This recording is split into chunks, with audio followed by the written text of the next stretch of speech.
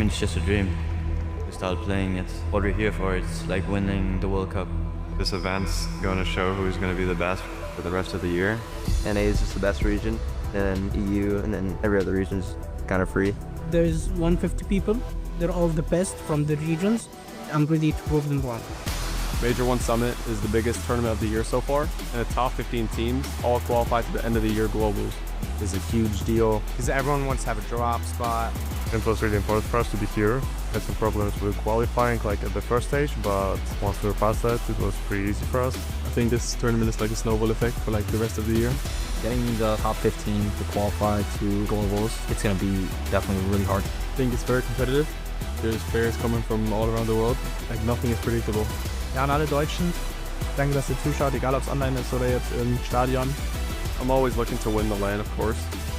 So I feel like it's finally time for me to do it. It all starts here. 150 players will walk this tunnel to decide their fate on the stage. They may have all reached the summit, but only one team will make it to the top. Welcome to Düsseldorf!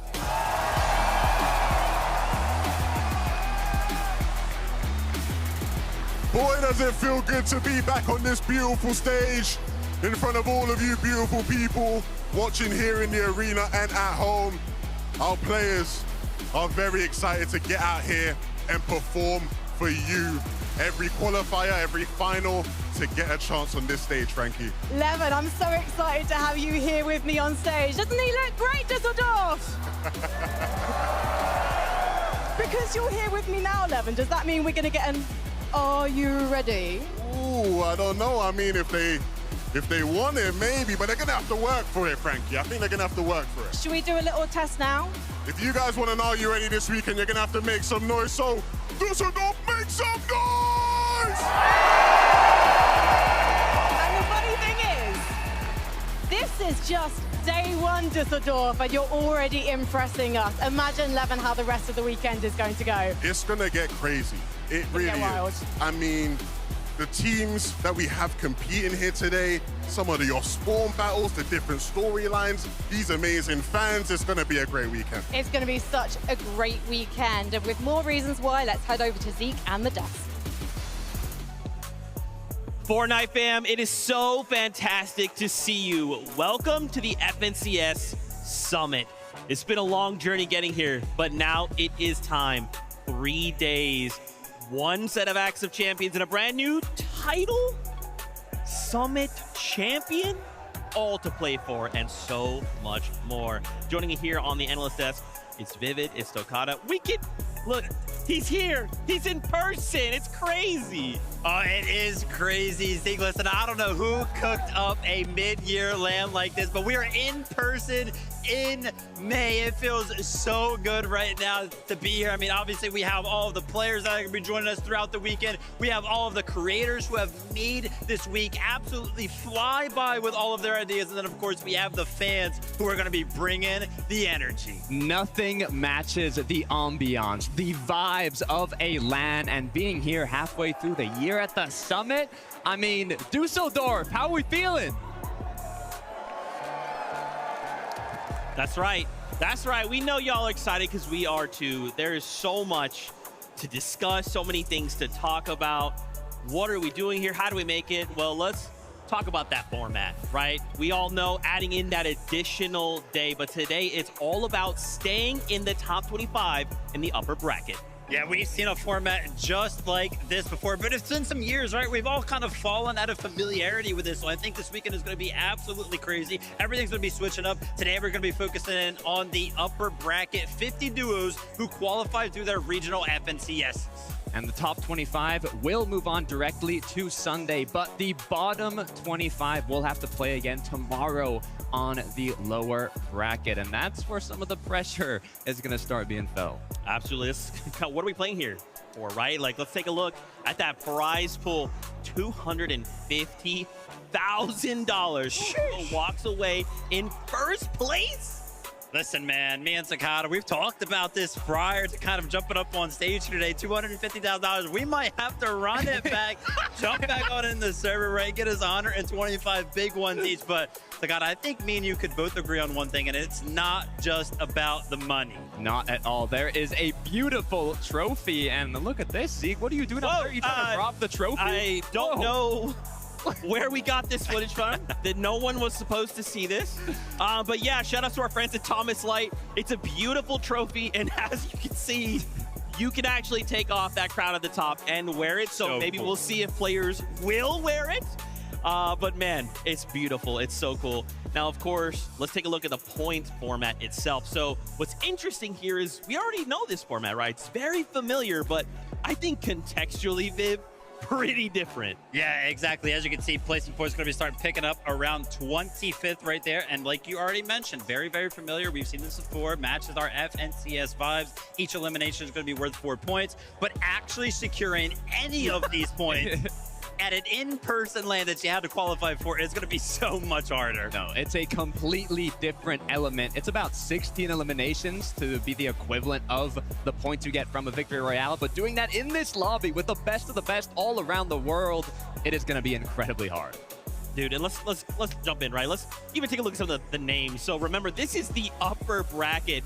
Stacked is an understatement. Look at some of these names. I mean, guys, we are in for some prime Fortnite. As you take a look at the lobby of this right now, right, you're going to be seeing a bunch of names that everybody is going to be familiar with. And that's because the qualification process for this made this absolutely stacked. I mean, take a look at the regions, right? Over on EU, you had to get top 20. NAC, you had to get top 13. Brazil, you had to get top 5. And then all other 4 regions, you had to get top 3. So when you take a look at a lobby list like this, they all got to be feeling pretty confident because they just did well in their regional FNCS. 100%. I mean, there's over 25 different nationalities competing here today, but going from your home region to an international stage, we have the best of the best from all the regions competing in the same place. I mean, this is the upper bracket. This is where we're going to get a taste of the competition. This just looks like Global's light, right? A preview of what that could be like. But obviously being here in person means we also get to be around the players, get their thoughts and insights. Frankie is standing by right now with Alex and Reckless. Thank you so much. I feel like you are an icon of the Oceania Fortnite scene by now, Alex. What's it like to be back on LAN again? I'm excited, honestly. I'm just keen to represent OC again and hopefully come home with a good placement. You always lead in eliminations in your region, it feels like. Are you going to be that aggressive now you're in an international LAN? Of course. Really? Because I was speaking to Gerald, one of the other Australian players, and he was saying that he thinks you're going to play scared. Why do I play scared? I've been here like so many times before. I got AFNCS wins. There's no reason to be scared, to be honest. There is no reason to be scared. I like that very much. Reckless, this is your first LAN. How are you feeling? There's no nerves. I'm playing with the best player in the world, so...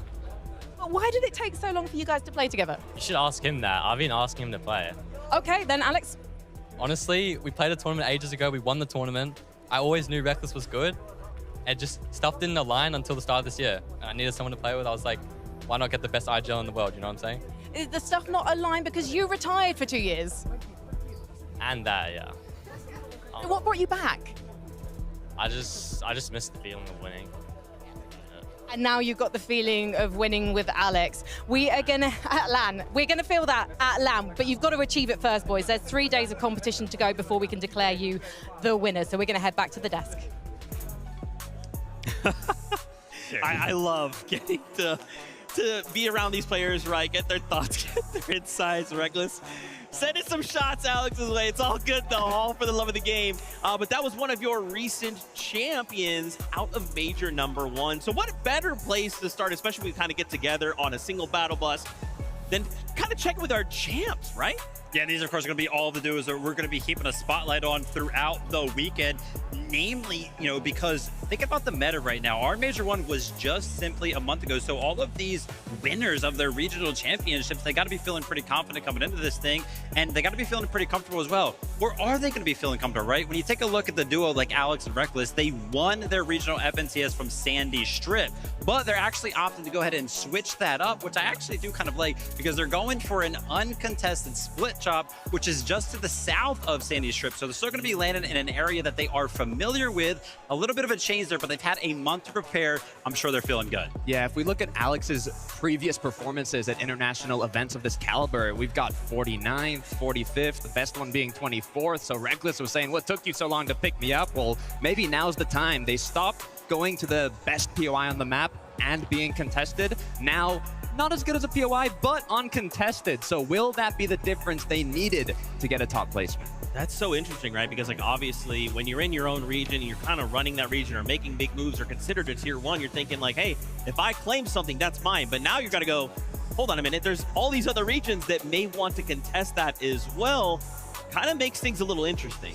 Yeah, it definitely shakes things up, of course, which is why, you know, securing your drop spot at a, you know, a land like this is just so difficult because so many regions kind of come together and want those strong, powerful spots. But being uncontested, we've seen it before, we talk about it all the time, it is such a big advantage. It definitely is. And speaking about uncontested, moving on to the Brazil region, Gone and Knight. I love this duo. Look, talk about chemistry. They've been playing together for over 3 years. Wow. In the 2024 Duo Global Championship, Gon actually had to play with a backup player, got 17th with Quanti, unable to secure a major finals win. 2 second places, 1 third, but now this year, this season, they got that championship title they were looking for, and now finally they'll be able to compete together on a global stage. Don't you just love how different it is from duo to duo? I mean, we're just talking about Alex and Reckless, how they're kind of figuring things out. They're like, oh yeah, we're a new duo coming into this year, but then you have another duo like this who I really, really like the approach that they've been together for 3 years, so they're going to be feeling comfortable in terms of who's going to be in the server with them, but maybe a little bit less comfortable in the early game because, again, these smaller regions are all kind of going to be doing the same thing, moving away from their POIs that they won those FNCSs and opting for an uncontested split drop. Very similar situation to Alex and Reckless. Gone tonight, they're going to be leaving Battlewood. They're going to be going to a split drop that's on the southeast side of the map. We'll have to see how they do. Yeah, look, I just know there's going to be a lot of surprises today. Okay, well, guess what? Frank is standing by with the duo right now. Let's hear from him. Thank you so much, guys. Also, big thanks to Ricardo for translating for the boys from Brazil. First of all, Gon, what's it like to play Fortnite in Brazil right now? Jogar no Brasil pra mim é What's it like to play Fortnite in Brazil at the moment? What's the meta? O meta no Brasil ele é muito mais agressivo do que aqui fora. Aqui fora parece que todo mundo joga mais na cabeça, mais concentrado, e a gente é mais agressivo, a gente gosta de ser mais agressivo. So in Brazil, our meta is way more aggressive. Here, the players are more mental, like they play slower, they like to shot the calls. That's the main difference. Does that mean that you need to slow down as well? I don't think so. Oh, sorry. Eu acho que não, porque isso, pra mim, é o meu estilo de jogo ser mais agressivo. Eu sempre me dei bem fazendo isso. Até mesmo na LAN em 2024, no Pre-Am em 2025, então acho que eu vou continuar fazendo a mesma coisa. I don't think I need to slow down. I think I have a very good playstyle, and I think you can pull it off on this stage. Obrigada. Knight, this is your first LAN. We unfortunately didn't get to see you play together back in 2024. So what's it like to finally be here in Düsseldorf? É a sua primeira LAN. Como é que você está se sentindo estar aqui na Alemanha? Eu tô me sentindo muito feliz e muito realizado pela primeira vez conseguindo jogar aqui, né? Da última não consegui o Visa. E tô muito feliz de estar aqui com o Gon, principalmente. E é isso. I'm very happy. I'm very happy to be here with Gon. I got my visa this time, and I'm just looking forward. Well, good luck, guys. Obrigada. Let's head back to the desk. You know, Takada, I'm excited, right? In Brazil, they said to themselves, they like to get a little more active. They like to take the fight to other players, but this land setting might be a tiny bit different. Look, the good news for Gone and Knight is above them, there's 6 duos contesting each other. Not the same spot, but basically from how close they are to each other, so they will definitely have the opportunity to play aggressive. Yeah. All right. Oh, go ahead. Oh, sorry. I got excited. I jumped ahead. I was like, hold on. We also got to check in all these other regions, Middle East, Asia, FKS, and Hero out of Middle East. bringing it back here to a LAN stage. What can we expect from them? So some pretty late developments around this duo, actually, because I was taking a look at where they're going to be landed coming into the competition. And again, one of those smaller regions who are opting to kind of leave Frigid Fortress where they won their FNCS from. And they were going northwest of the map to a split shop where they did have that uncontested. But again, some last minute changes actually have them going to a split shop that is just south of Frigid Fortress. So again, one of these smaller region duos who are getting a split shop that's not necessarily the main POI, but very, very close to where I feel like they got to be feeling comfortable, right? They're going to be familiar with the area. They're going to know how to play it out, and they're going to be uncontested. Yeah, I mean, 8x FNCS champions. They swap spots with Demish and Darm. It's a great drop spot, and they're uncontested. A lot of these regions being uncontested is kind of new for an international event of this caliber. So having the second most FNCS wins of any duo competing today, I'm excited to see what they do. You know what else I'm excited about? It's got to be Yuma. It's got to be Koyote. When I think back to this duo, kind of go to the same place. What kind of new tech might we see out of them? Obviously, there's would love to talk about that and their off-spawn situation. Yeah, absolutely. I love the fact that Z kind of points it out because I expect to learn something every single time that I watch this duo play. So I'll be looking forward to something crazy kind of happening this week, and we're going to be like, wait, what? You can do that? I love to see it. I mean, not only that, they're always breaking records, making history in the 2025 Major 3. They won 8 out of 12 matches in trios. They even, look, we had some practice games yesterday, and they ended up winning the first match. Now, it was a practice game, but I think they're feeling quite on fire for today. Yeah, but I feel like that's going to add so much to the confidence as well. Again, kind of continuing this trend here with these smaller regions. They're going to be leaving Dark Dominion and opting for a split job that's going to be just to the west of Wonky Land. So it'll be interesting to kind of see how that one plays out for the duo. Interesting stuff, man. You guys getting me excited. Like I'm trying to contain myself because I love being in this environment with this amazing crowd.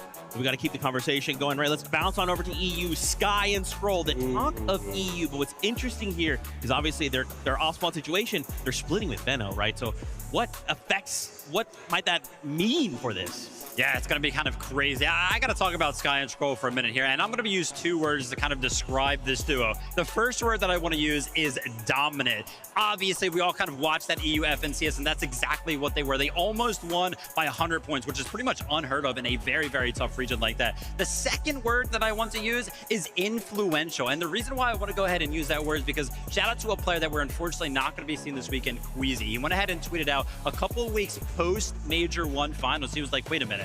All of a sudden, Higher Ground just kind of feels free in this divisional cup. Like what's going on? And then a well-known coach in the region, Raz, went ahead and replied to him and was like, well, yeah, dude, everybody must have VOD reviewed Sky and Scroll and how dominant they were from the low ground. And now everybody's on the low ground. He was like, dude, try playing low ground right now. It's an absolute mess. So Sky and Scroll played so well in EU Major 1 that they pretty much changed the sentiment for how players are actually playing the game. They literally changed the game. I mean, over 100 points from second place. They dominated EU. But if we focus back on that early game, I'm curious to how it's going to play out today. They have Curve and Venno directly south of them.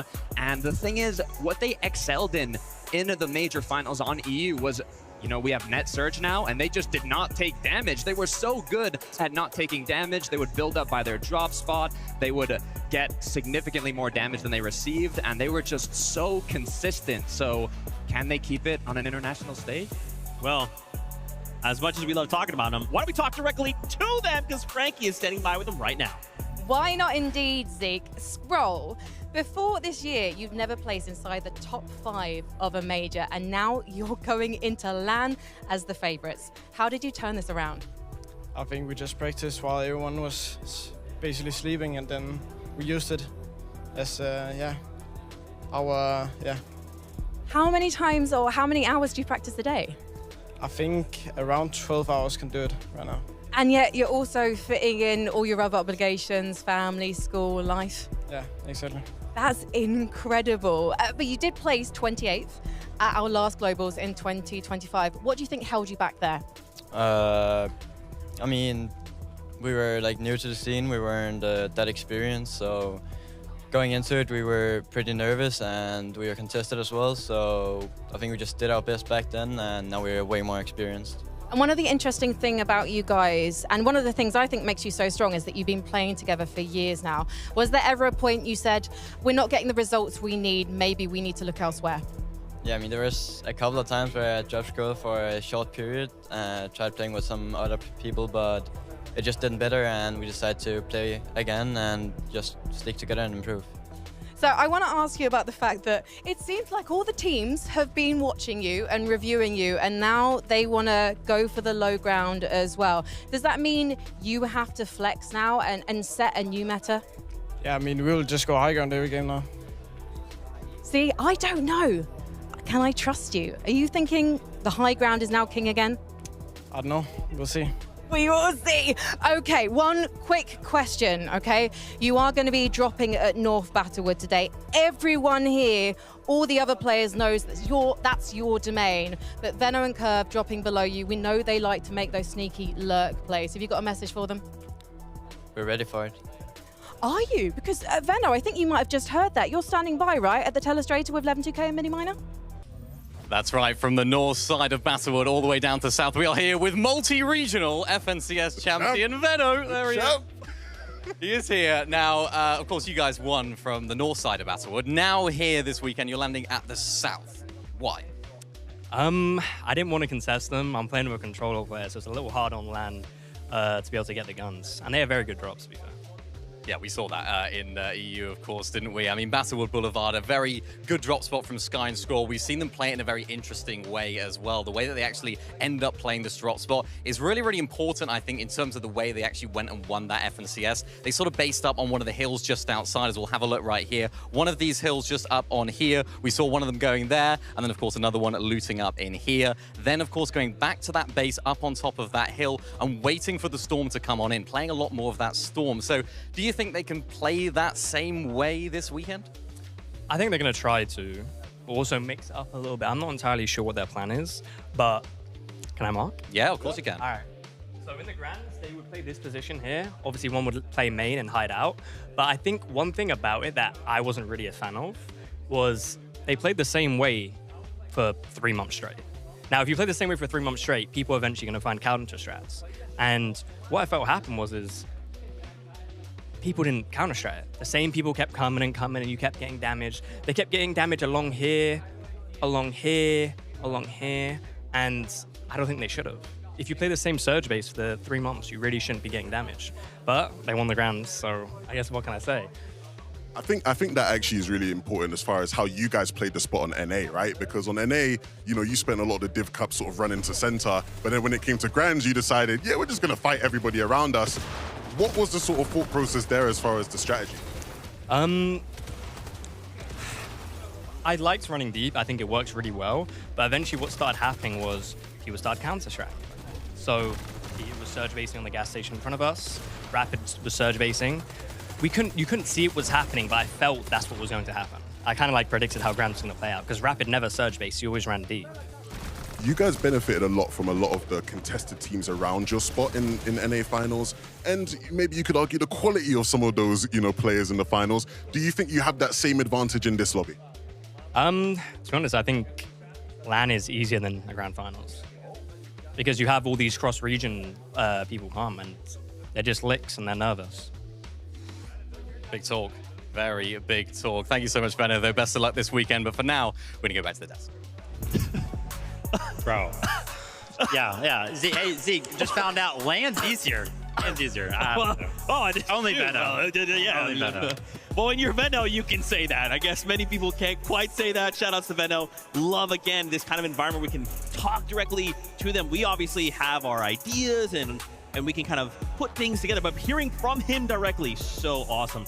Now, another region we wanted to talk about here is champions, Kanata and Victory. Kanata really said, all right, NAC, this has been a great time. I'm going to go play West and just see how it goes. Oops, I won. I mean, obviously, his plane ride wasn't as far as Venno's in terms of switching regions here, but Kanata, yeah, opting to go ahead and go towards NA West after finding, couldn't really find a duo here on NAC, but I gotta tip my hat to the duo because they talk the talk and they walk the walk. Hey, listen, we can win on NA West very, very easily. They did it. No, they did it easily, too. They pushed the teams on NA West off of their drop spot at Sandy Strip. They said, that is ours now. Issue is, it's harder to do that on an international stage. They've got players like Chino and Pablo right beside them. This is a duo that won 2 of the practice games, the only duo to win more than 1 practice game yesterday. Some of the best in EU. You also have Mini and Fu dropping close by, and even Cold and Rapid east of them. This is going to be a lot more difficult than some might think. Yeah, absolutely. Obviously, you know, the way it's kind of panning out, looks like Kanata and Victor V might get that west side of Sandy all to themselves and kind of let the other 2 duos just kind of scrap it out. I think that's obviously like a big advantage because you can potentially go ahead and pick on those duos while they're fighting if it ends up panning out. But, you know, Kanata, man, we know this guy for the experience. 29 total FNCS finals appearances, has yet to miss one. He's just so good. He has the experience. So if there's going to be anybody on the map that knows how to take advantage of a couple of duos fighting in the surrounding area, it's got to be this guy. Oh man, and you know, I mean, we've seen him get wins on LAN before, right? You know, when that happens, we get the big reaction. Brace. You know, he's loud, he's gonna be jumping out of his seat, someone's gonna take a picture of him mid-air, and it's gonna be the greatest aura moment ever. I'm excited for it. I'm excited to see it happen. Oh my gosh. Anyway, you know what, I'm getting word. Frankie's standing by right now with Kanata. Not just Kanada, Mini PO as well. And first of all, Kanada, you did so well, top 5 at Globals last year. So I'm curious to know why you're landing now at Sandy Strip, because potentially you're going to be triple contested here. Is this going to wreck your chances? I mean, I'm going to try my best landing here. The reason why I'm landing here is because I won like out of West landing Sandy, and I feel the most confident landing here. And I know that like the entire area around Sandy. So it's like, even if I can't play with all the loot and like anything more than like just the left side, I'll still make it work. I'll still make it happen, and I'll still qualify to finals, no problem. This is like the most focus I've ever heard Kanada. So Mini PO, Kanada is saying that he's landed at Sandy Strip before. He knows the area really, really well. He's really confident. But why are you wanting to land there when there are other strong players there? カナダさんはこのランドマークよく分かってるし、すごく自信があるんですので、あそこに降下するんですが、じゃあどうして同じランドマークに降下してショートファイトしたいですか？まあ今シーズンずっと降りてて、カナダだけも強いけど、俺らの方が強いですよってことを証明してみせます。So yeah, we've been landing this same spot the whole season, and obviously like Canada is a very strong opponent. We understand that, but we're gonna still fight it, contest it, give our best, and probably win. Do you have to change your approach now that you're on LAN? 今オフ大会に来たんですので、普通より戦略が違うことがあるんですか？いやそうですね。本番になってのお楽しみで。Yeah, I'm just enjoying that we're actually right here on this final, the actual tournament. Mini Pio, we're excited to have you here. Kanada, one last thought from you, because you know that Pablo and Chino are the other duo who are going to be landing Sandy Strip. Have you got any words for them? Pablo and Chino, I mean, if they play their game right, they should easily top 5, I think. But if they're trying to grief us, you know we're gonna grief them right back. So. All right, can I ask that the observers, can we just watch Sandy Strip at the start of the first game, please? Let's head back to the desk. You know, we might just have to, Frankie, and I agree with her. You know, Kanata, normally he comes out, he's big, he's loud, smiles all around. He's got a bit of focus going on right now. It's a little odd, right? Even Frankie immediately caught it out. Where's the energy, man? He's not jumping up and down, screaming. I'm sure we'll kind of see it throughout the weekend for sure. But yeah, cool, calm, and collected, which I mean, hey, love it. Absolutely, bro. You know what? And if you've been any kind of tapped in to Fortnite at all, you know the story leading into Summit has been Clicks versus Peterbot. It kind of started with Peterbot kind of being like, all right, Clicks, let me kind of mess around. Let me see what's going on over here. And then he's like, all right, I've had my fun. I'm going to go this way. Then Clicks was like, wait, wait, I'm contesting you now. Zeke, Fortnite fan, please excuse me for the next 30 seconds. I am taking my unbiased mask off, and I am putting on my biased one as I am from NA. What the heck are we doing, regionally speaking, man? Everybody just wants to go head-to-head. Everybody's like, oh my gosh, you're from NA. Why don't I just go ahead and land on another NA player? What the heck? I mean, obviously, Clicks versus Peterbot. We've talked about it all throughout Major 1. Okay, Viv is back. Dude, we get to watch, like, 2 of the biggest names from a region go head-to-head immediately off spawn. As I'm currently saying that, I do apologize, Fortnite fan, because honestly, I don't think anybody here up on the desk knows what's actually going to happen. Oswan, I mean, Clicks and Higgs, they were talking all of the talk. They were like, dude, we're going to land on you guys, yada, yada, yada. And then we got here and practice games were happening and conversations were happening. And now, Takata, it seems like Clicks and Higgs are going back to wonky. I mean, that's the good news for you, Vivid. You said you didn't want to see it happen. I don't think it's very likely that it will happen. I mean, on the drop map, Peterbot and Clicks are marked as contesting each other. But based on the practice games, Clicks was winning basically all the off spawns in Wonky against Shark and Teeny. So we'll see if they decide to actually commit to the Squibbly, but I think more likely we're probably going to see them at Wonky. We hope, right, Viv? We hope. That's all we hope for. All right, Frankie is standing by right now with a duo. Frankie, good luck. Yeah, I think I need it because I've just seen some footage that these two were fighting in the back of my interview with Kanada and Mini Pio. Pete, can you explain yourself, please?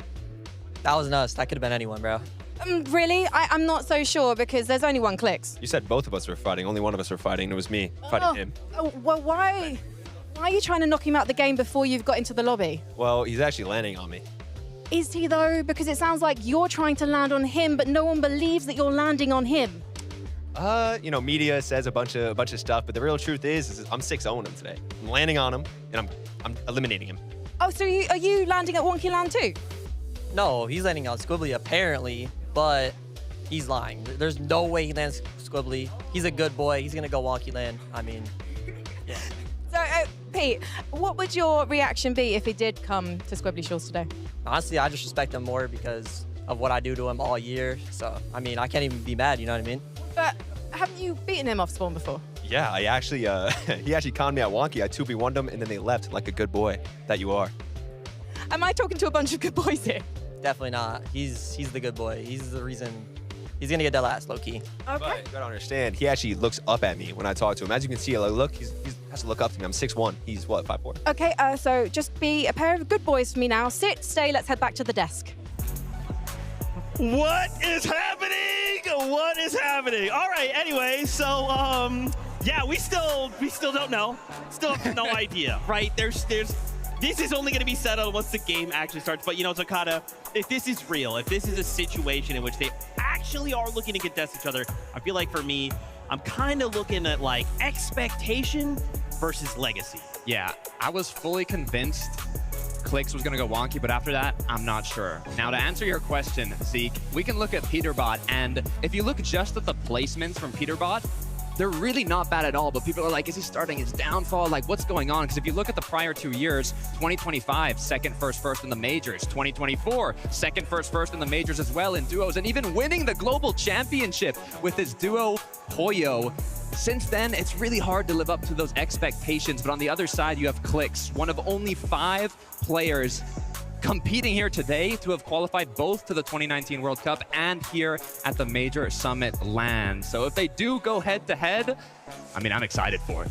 Man, obviously you're kind of talking about the experience on one side, the expectations on the other. I'm a little bit worried about the mental side of things, right? I will say that they did look like they were in light spirits, right? It seemed like they were kind of being friendly, obviously, kind of bantering behind the Kanada interview when we did kind of check them out there. But for Clicks, man, it seemed like Major #1 is locked in, right? Him and Higgs just seemed like they wanted one thing and one thing only, and that was to go ahead and win Major 1. But now it kind of seems like there's like some more jokes, right? Maybe that'll help them out. I don't really know, but it just seems like a little bit less locked in, which could really actually help them out if you think about it. Okay, but in a world where this actually goes down, and again, we don't know. I feel like we've just been pulled back and forth. We're like, we come in going, yeah, they're being contested. Then we see these practice games like, wait, they're over there. That's not where you're supposed to be. And now we're getting these testimonials from them directly. If they actually contest each other, how does this go down? I mean, listen, Pete and Poyo have been regarded as like the best fighters in the world forever, right? They're just known for getting eliminations. Surely they're favored? I don't know. Look, if that happens, I'm looking at Acorn Bolts, NA's Last Hope, maybe even Cold Rapid. They're going to have to make something happen because with Pete and Clicks going head-to-head, I don't know how that's going to end up. Oh my gosh, that is so crazy. Obviously, again, I love hearing from the players. The vibes, the energy here, being on LAN has been incredible. There's so many things like getting to hang out with these players, hear from them. And we have a bunch of co-streamer booths happening here as well. The crowd is here, guys. The vibes this weekend have just been incredible. Definitely has it. You know, And I'm really, really happy that you kind of talked about the creators, because all those like practice games that Takada has been talking about throughout, right? They were kind of the ones putting all of them on. We had a bunch of kind of 1v1s, 2v2s, 3v3s that were kind of happening throughout the weekend that kind of sparked up some regional, conversation there. So just on the backs of those guys up there. Yeah, I mean, looking at some of the stuff going on in the practice lounge, turns out Virgo might be the best creative player in the world, just taking out every single region, all the titans. I mean, there's just been so much action, so much excitement, and I'm excited to kick things off here for the upper bracket. And I mean, for all of the, the fans at home who maybe weren't able to make it out, like, what can you guys give them as, you need to be here next time to see this thing? What has been that thing for you?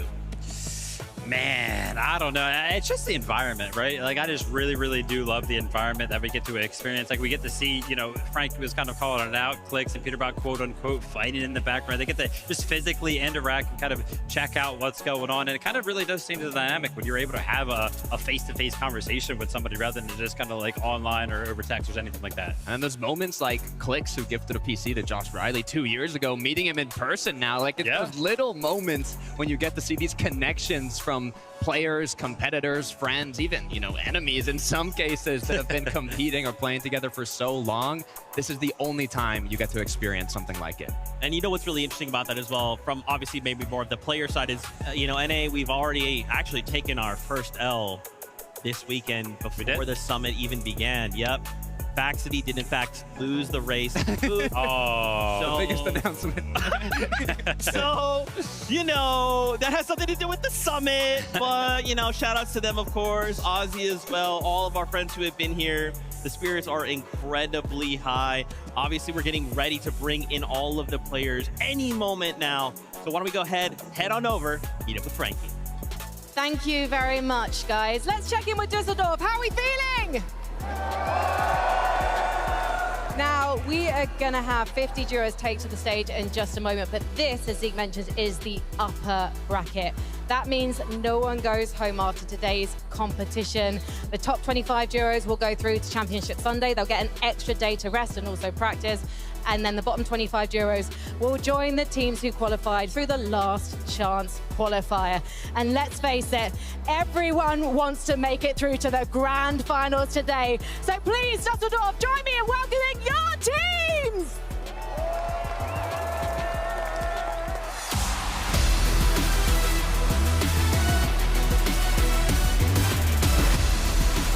The journey to summit was slow and steady, but now it's a sprint to the top with Vico and Malabuka looking to take it all. Give it up for Fast Stroking and Repairs. With an FNCS fairy tale run, they're looking to make history. Check out the Leviathan duo Leiva and Romero. Es la hora de ganar para Argentina. Let's get it. You can't mention visuals without praise. This long-standing duo looking to add yet another achievement to that long list. Underdogs, but not underrated. It's Cringe and Twy chasing their best result yet here in Germany.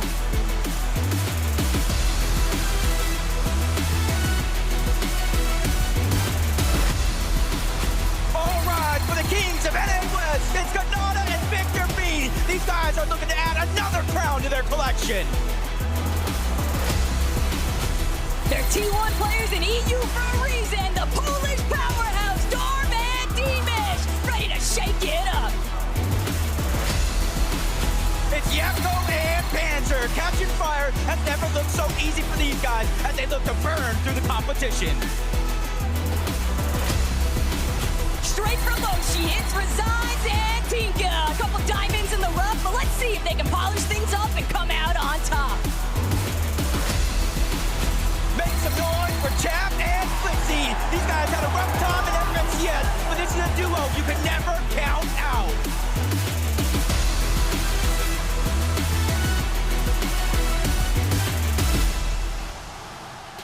I had to talk to you guys, Vico and Malabuka. To me, it's crazy that you two aren't regarded as some of the favorites in this competition.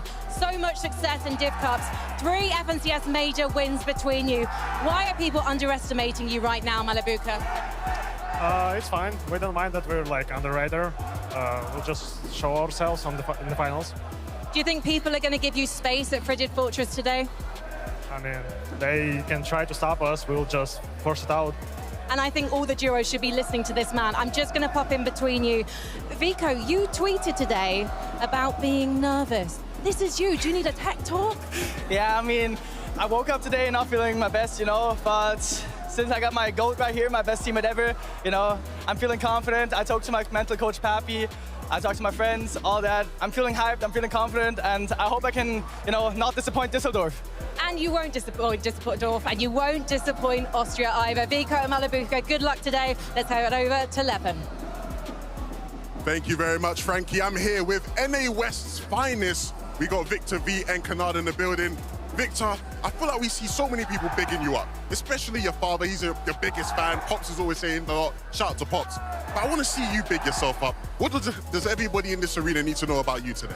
All you guys need to know is that me and Kanada, we're just going to dominate today. You know, make it off spawn, dropping 20 bombs every game. You know, that's just how we're moving today.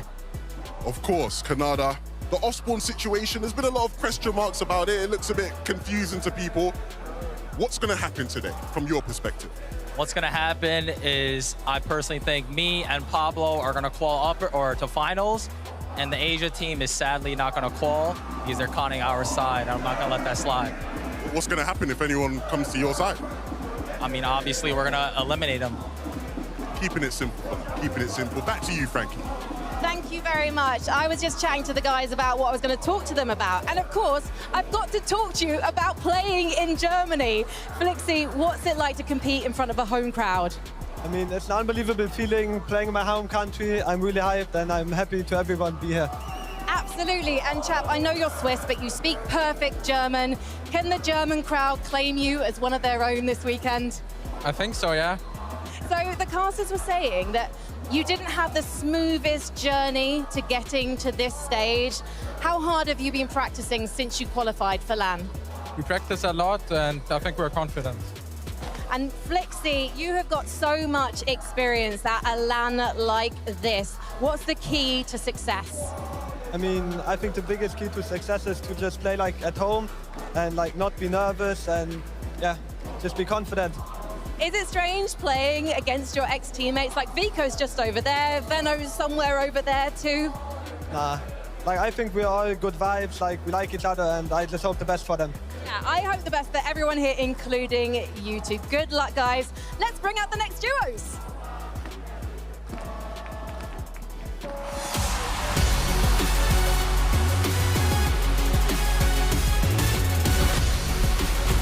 Thomas HD and Focus. This duo's a lethal combination of experience and raw talent, and they're not going down easy.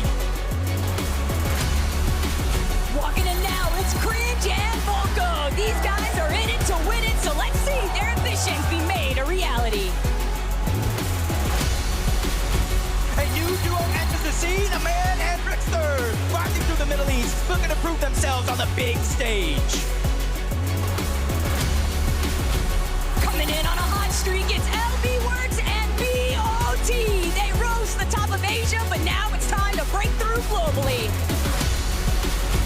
Hailing from the north, it's Androv and Marius. They're here to showcase the massive potential of their raw skill.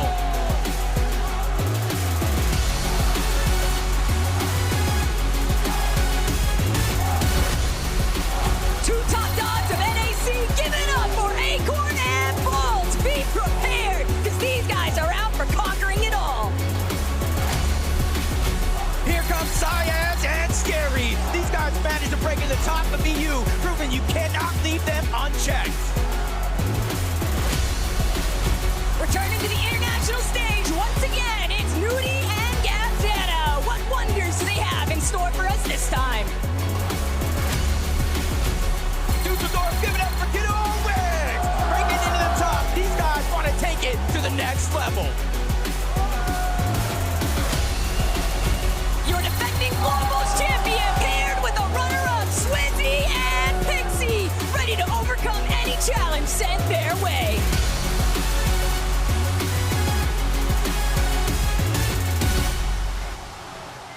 All right then, Focus and Thomas. Thomas, it's amazing to have you back on LAN. Are you feeling any kind of land nerves? Are you feeling confident that you're going to win this one? I think so. This could be the one. It could be the one. I know Denmark's behind you. For you, Focus, what's it like knowing that you have such a mechanically skilled duo? I mean, he has the best aim in the world. I think we're gonna do good, and I'm confident in him. And Focus, what has Thomas taught you? Experience. I've learned a lot from him. There's too much to tell. There's so much to tell. I mean, he has so much experience. Have you learned anything from Focus, Thomas? Yeah, he's a new and up-and-coming talent. Like, he's so good right now, one of the best players in the world, so yeah. Well, let's see how you do as we drop into the first game. Right now, though, we've got to head over to 11-2K with Acorn and Bolts. Thank you very much, Frankie. Look, I'm here with potentially NA's last hope. Acorn, you're back on this stage. A lot of people had some criticism of your Globals performance last year. People thought you should have done better than you did. Are you feeling the pressure this weekend? What are diamonds made of? Oh, shoot. Oh, I know what you're doing there. But no, in all seriousness, no, I'm not feeling the pressure. You know, it feels like I'm playing at home. I'm ready to win. I'm ready to go. Of course, there's some rumors that you might be contested. Someone might land on you. Of course, you've been doing this IGLing thing for a long time. Are you prepared for that? Of course, bro. Always. What's going to happen if they land on you? Oh, you're going to see. 50. Bolts, it feels like people keep doubting you guys. It feels like you guys fly under the radar. Why do you think that happens, even with how talented you are? You know, I think they underestimate Acorn. He's really the best IGL in the world. I'm one of the best fighters in the world, and we always show up when it matters. Acorn, he's always IGLing the perfect rotates. Me, I'm always finding the best refreshes, and you know, we always get that win. I'm looking forward to it, guys. No pressure. I got this. Frankie, who you got on your side of the stage? I have got iDrop and I've got Marius. And we had to talk to you guys, obviously. iDrop, first of all, you're being contested by Salco and Minute over at Frigid Fortress today. Have you been practicing your off spawns? Of course, we practice as much as we can, and we're just very confident going into it. What's the strongest part of your game right now? I'd say fighting. Like, we're just crazy at fighting, both of us. So in other words, you're quite up for an off spawn battle? Yeah, of course, always. And I have to talk to you because, Marius, look at your fans. The Gentlemates have turned up. Have you got anything to say to them? Yeah, I appreciate the love, and I love you too. Now, it hasn't been the most difficult journey on the way here. Some inconsistent results in the Div Cups.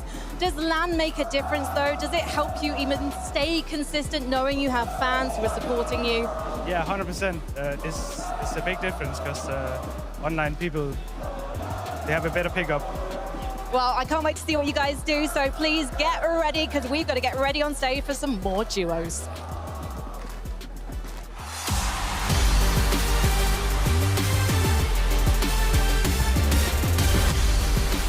Couple Polish favorites, Camby and Hottie. They've been flying under the radar in Europe, and now's the perfect chance to take over. Here comes Agers and Ritual with an impressive second place finish in the NAFNCS. They want to take it a step further. They want to take it all. Welcome Yargu and Carillion with a last-minute clutch performance to get them to the stage. They're not here to be counted out. Minori and Darkos in the house. They put in the work. They've earned their spot, and they're going to make every second count. It's Muzz, it's Sphinx, and they've proven themselves a main attraction at the top. So why would this weekend be any different?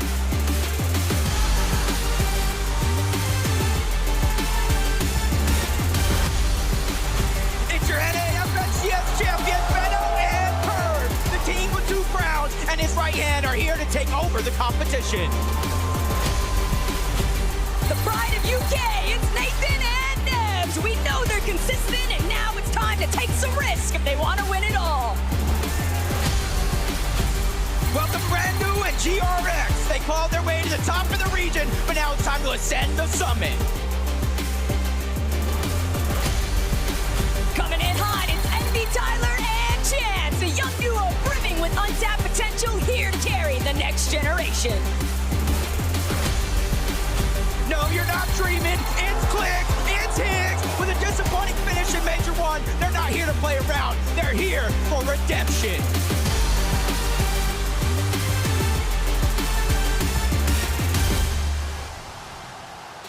Aegis and Ritual, you were one of the most consistent duos in NA Central. Do you think people are sleeping on you coming into this competition? Maybe because we're contested, but I think that they know we'll pull through in the end and just get ready for a show. How are you able to stay so consistent even when you're contested? I think we're really good at playing when we're shambles, and we're able to make it happen whenever. Now, I know that you've got a bit of a friendly rivalry going on with Rapid and Cold.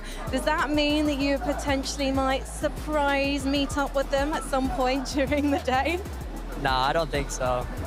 But do you want to see a North American duo come out at top this weekend? Yeah, I want NA to win no matter what. Hopefully it's us.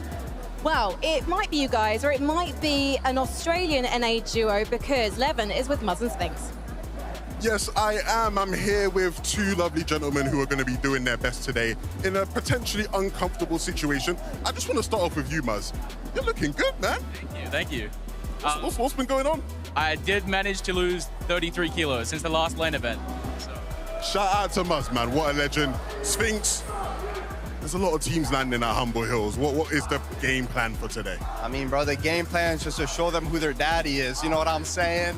I'm gonna smoke all of them. I don't even care. Nathan, I don't even know who you are. Never heard of you before this land. Falcons, Gerald. Just go back to OC, bro. I ain't gonna lie. You came out with a bow and arrow. Are you pointing at them? Yes, sir. After the off-spawn part of the game, you guys have been very consistent in NA. Are you worried about any of the potential teams in this lobby? What is the plan after that? I don't think so. I think our mid games, like, they're sound. I don't think anyone can, like, mess with it, change it. I think we're good to go. Muzz, it feels like no matter what you do in Fortnite, people still just seem to underrate you. They don't give you the credit you deserve. Why do you think that is? Well, I think it's just because recently I've only been performing good in grand finals for like the last 12 months. So that's why, for sure. Are they going to find out today? Hopefully. Let's see it. Frankie, over to you. I am with Cami and Hari. Cami, does this land feel any different to the lands you've played before? No, it feels really normal like every time. I think we're gonna do good like always. And I think you might do good, given the experience you have and the duo you have in Hari. How do you feel like the chemistry is working between you two in game right now? Yeah, I think it's really good chemistry. I think it's really good. And you're uncontested at the moment. Is that playing into your game plan? Is that what you prefer, to be somewhere safe as opposed to being somewhere that maybe has the best loot? I mean, it's always good to be uncontested, so yeah, we'll try to make the best out of it. Yeah, and I can imagine you will. I think that we're going to let you guys get back into the lobby and get ready to go because, guys, we've got to bring out more duos.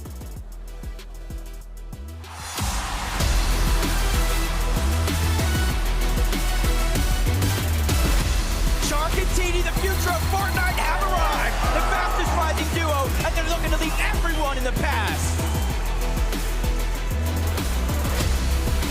Stepping up, it's Cole and Madden. Their gameplay, it's nerves of steel, but can they keep it up here at Summit? Coming out of OCE, it's Faison and Gerald. Let the David versus Goliath story begin. They'll have their work cut out for them for sure. Say hello to Reed and Cooper. These guys are sure to put on a show, so let's see what you got. It's OCE's top dog, Alex and Reckless, the undisputed best on OCE. But it's time to test their skills against the world.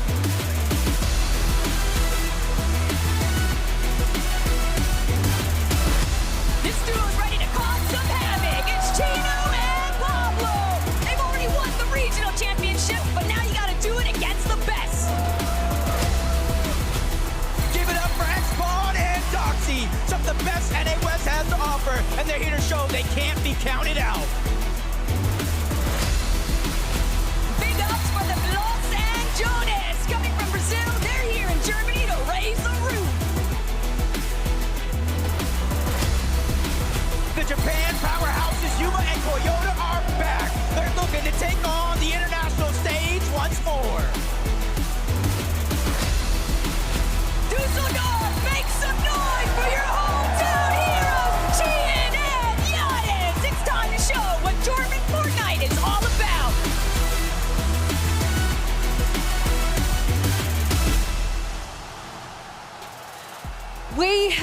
got a player here who is currently regarded as one of the best in the world, and he's also one of the youngest here. Shark, do you mind turning around for me so everyone can hear and see you answering this question? Because you actually reached out to Teeny last year to play with him, is that right? Yeah. And why was it Teeny you wanted to play with? I wanted to play him for like so many years because I just like the playstyle that he's playing. And you used to watch him before you went pro? Yeah. Teeny, what was your reaction when Shark, I guess an up-and-coming player at the time, reached out to you and said he wanted you as his duo? I mean, I was looking for duo at that time, so yeah, it was great. And did it surprise you how well it worked? Not really. Not really. So tell me about Wonky Land today. We think that Clix might be landing on you. What are you going to do if he does? Just eliminate him. Just eliminate him. It's as simple as that, I think, Levin. Sometimes it really is that simple, Frankie. Look, I'm here with Cooper and Reek, and boys, it's not the best of situations to be in, right? You're fighting off spawn against, you know, two of the best players in NA.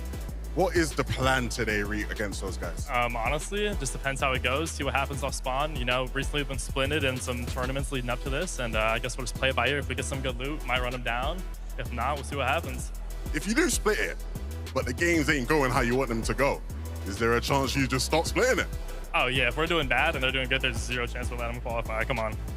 I like the thought process. Cooper, you know what it means to win on a stage like this. You've done it before a couple years back. What's changed about you as a player? Where have you gotten better over the years that helps you today? I mean, I've gained a lot more confidence since then, for sure. I've struggled with consistency. But, you know, it's my first time being contested on LAN. I'm going in here with nothing to lose, so I'm gonna let everything out and I'm gonna do the best we can. Reek sort of said it. You guys have been fighting them a lot. Like, you've had a lot of practice against them. What do you think their weakness is? I think their weakness is, I mean, they're just trying to split it too much. Like, I feel like we're just gonna get our games griefed if we just keep splitting it, so I hope they bring the fight to us because we're ready for it. I like the sound of that. Look, Frankie, I know you've got some great Danes on your stage. What do they have to say? I do have great Danes. We've got Pablo and Chino. And boys, you are one of the favorites in this competition. You just exploded in Major 1. There were some questions at the start of the season, so how did you up your game? Just work hard and yeah, just don't give up. Just try to fix all the mistakes. And it looks like you've done that really well. However, it's going to be difficult today at Sandy Strip because you've got Kanada and Mini PO's duos also landing near you. What's the plan? I mean, there's not really a plan. I mean, we're just going to do whatever like comes to mind and we're going to dominate this. Pablo, people are saying that Chino is the top 3 clutcher in the world. Would you agree? Yeah. And what about yourself? I'm also up there. You're also up there. Top 1, maybe 2, maybe 3. We know that these guys have got each other's backs. Let's bring out our final teams.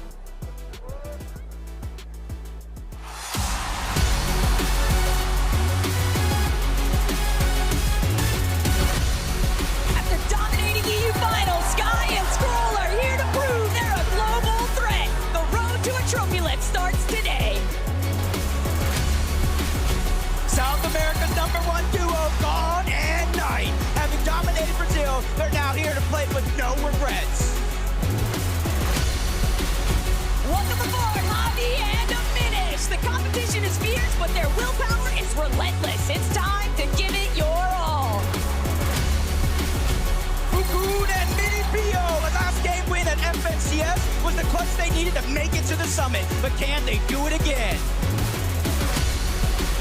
From Middle East, it's your FNCS champions, Pakistan Hero. A couple staples for international representation, and now they're here to show us why.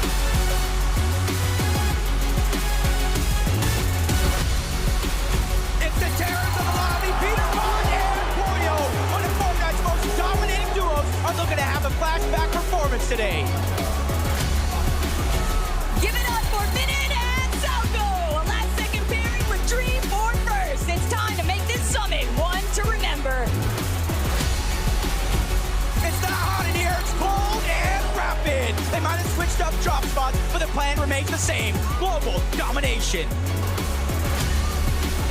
Watch out for Haman and Controller. They may have been second in Middle East FNCS, but now they're here to showcase their strength. Call to home field advantage at the open over early. And Reed's in here in Dusseldorf. Can they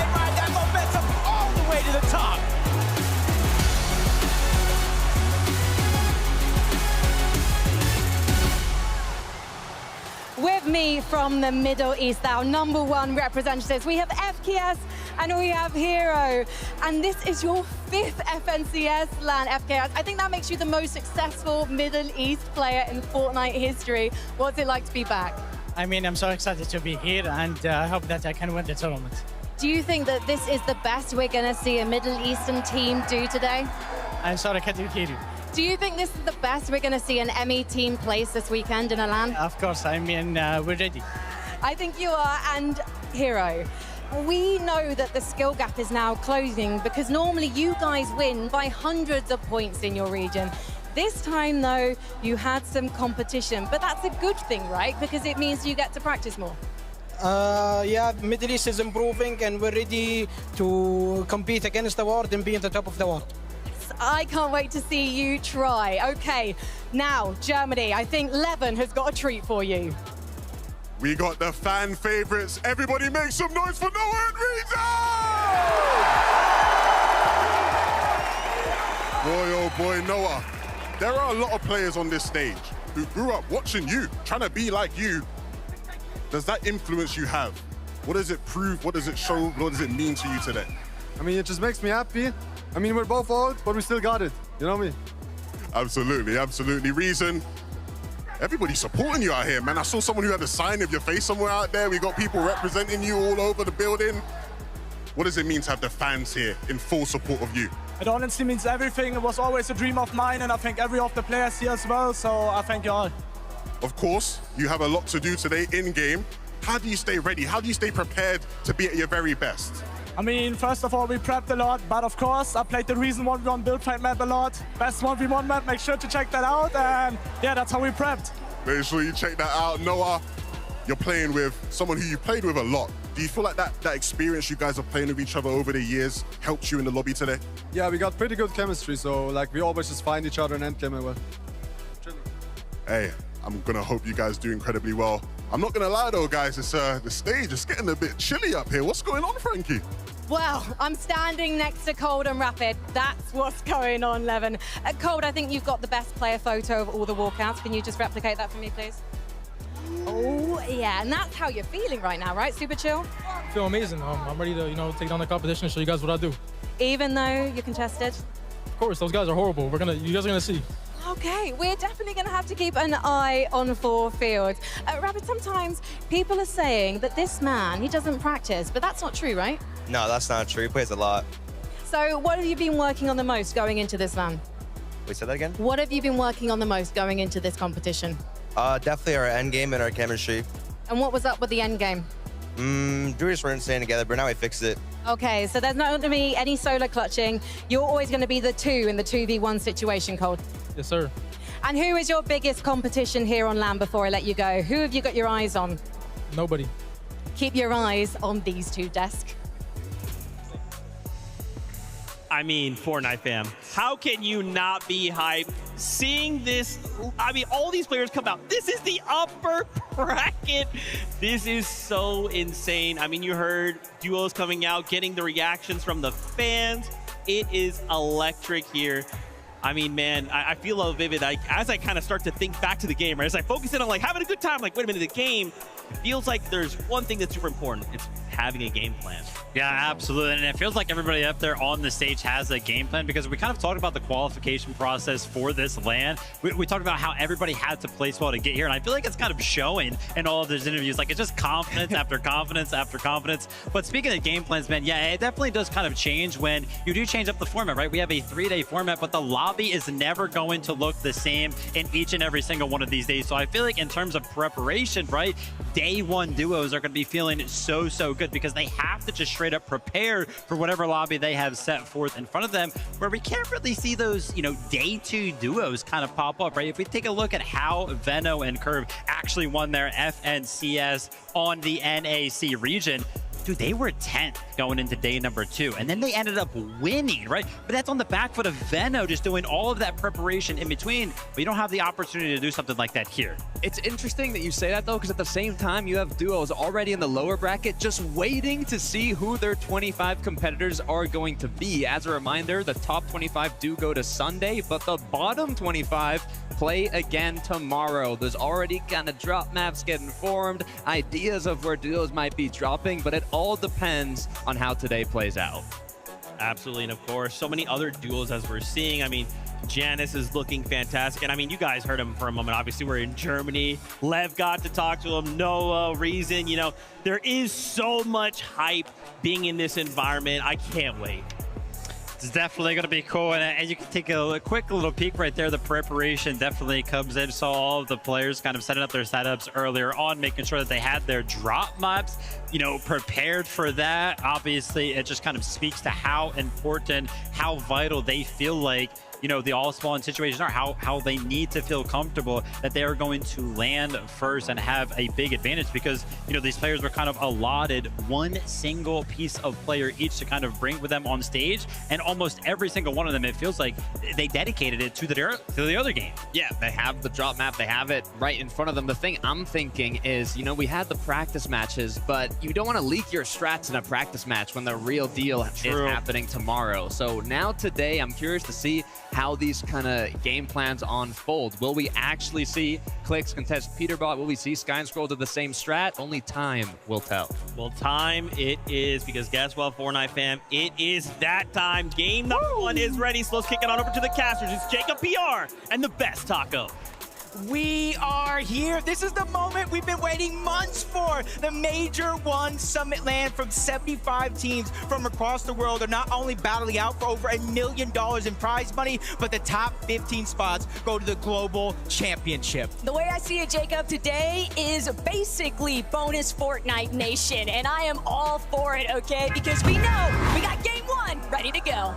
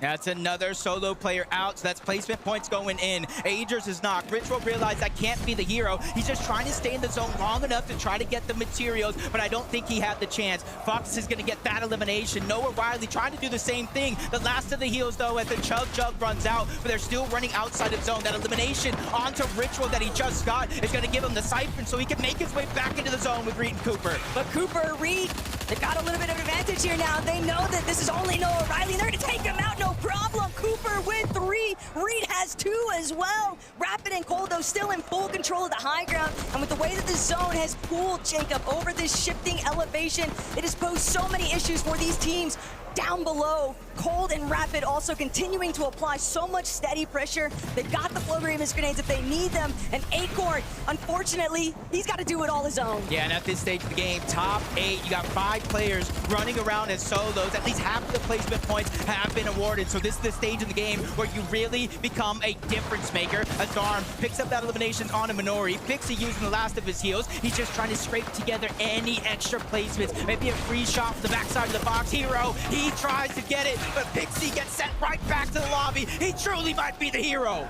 And Hero feeling good after that one. 7 eliminations in total is a solid start here in game 1, but Reed, Cooper, they want more than that. They want to see if they can win this one outright. Front side, fully in their control. Looking back, where Reed's gone down. Cooper was targeting ahead, and Reed wasn't able to withstand the pressure. Yapko, Panzer, they're going to be the ones taking over. They hopped in the box and took them down with ease. We know Cold and Rapid are on high ground. Yapko, Panzer, they're on below. Hero is still in the backside of the zone. He's disrupting everything until he eventually falls. Yapko and Panzer, they do get the elimination. They make a desperate attempt to go outside of the zone and pick up the materials, but Rapid and Cold, they see how weak they are. They're dropping down from above. They're trying to keep the win condition intact, but he gets sent flying up. Rapid blocks it with a ram. Cold gets the down. 2v1 situation here. Panzer, Cold, they trade shots, but Cold will not go down without a fight. They win game 1 with ease. Cold and Rapid just had the ultimate cutoff there. They knew exactly what needed to be done, and they took every single step possible to take over. Guys, that was an absolute masterclass in the high ground. Stand up so Dusseldorf can see you. Cold, how did you know that the time was right to take height? I mean, that's all Rapid. You know, this is what he does. You know, he's the best IG on the world, and he showed it right there. So all you needed to do was listen. So Rapid, how did you make that call? Not gonna lie, Descent Height, that might have been the easiest lobby ever. Do you think that people just were not wanting to challenge on height anymore? Because you had it for like 3 zones, unchallenged. I mean, yeah, nothing they could do. Nothing they could do. You make the drop down, you're up against Yapko and Panzer in that 2v2 situation. Who's making the call to go upwards and try and get that shot? Because you were flying Cold. It was kind of both of our call, you know, like we knew that we needed the kill points, and that's exactly what we did. You got so many eliminations in that game. So from here onwards, 5 more games to make it out of the upper bracket. You're not going to play it safe, are you? No, we're not. I can't wait to see even more eliminations from you guys. Do you own the high ground now? Do you own it? Of course. I own every kind of ground. Well, these guys, they found that victory royale a little bit too easy. So let's see if any of the duos can make it tricky after the break.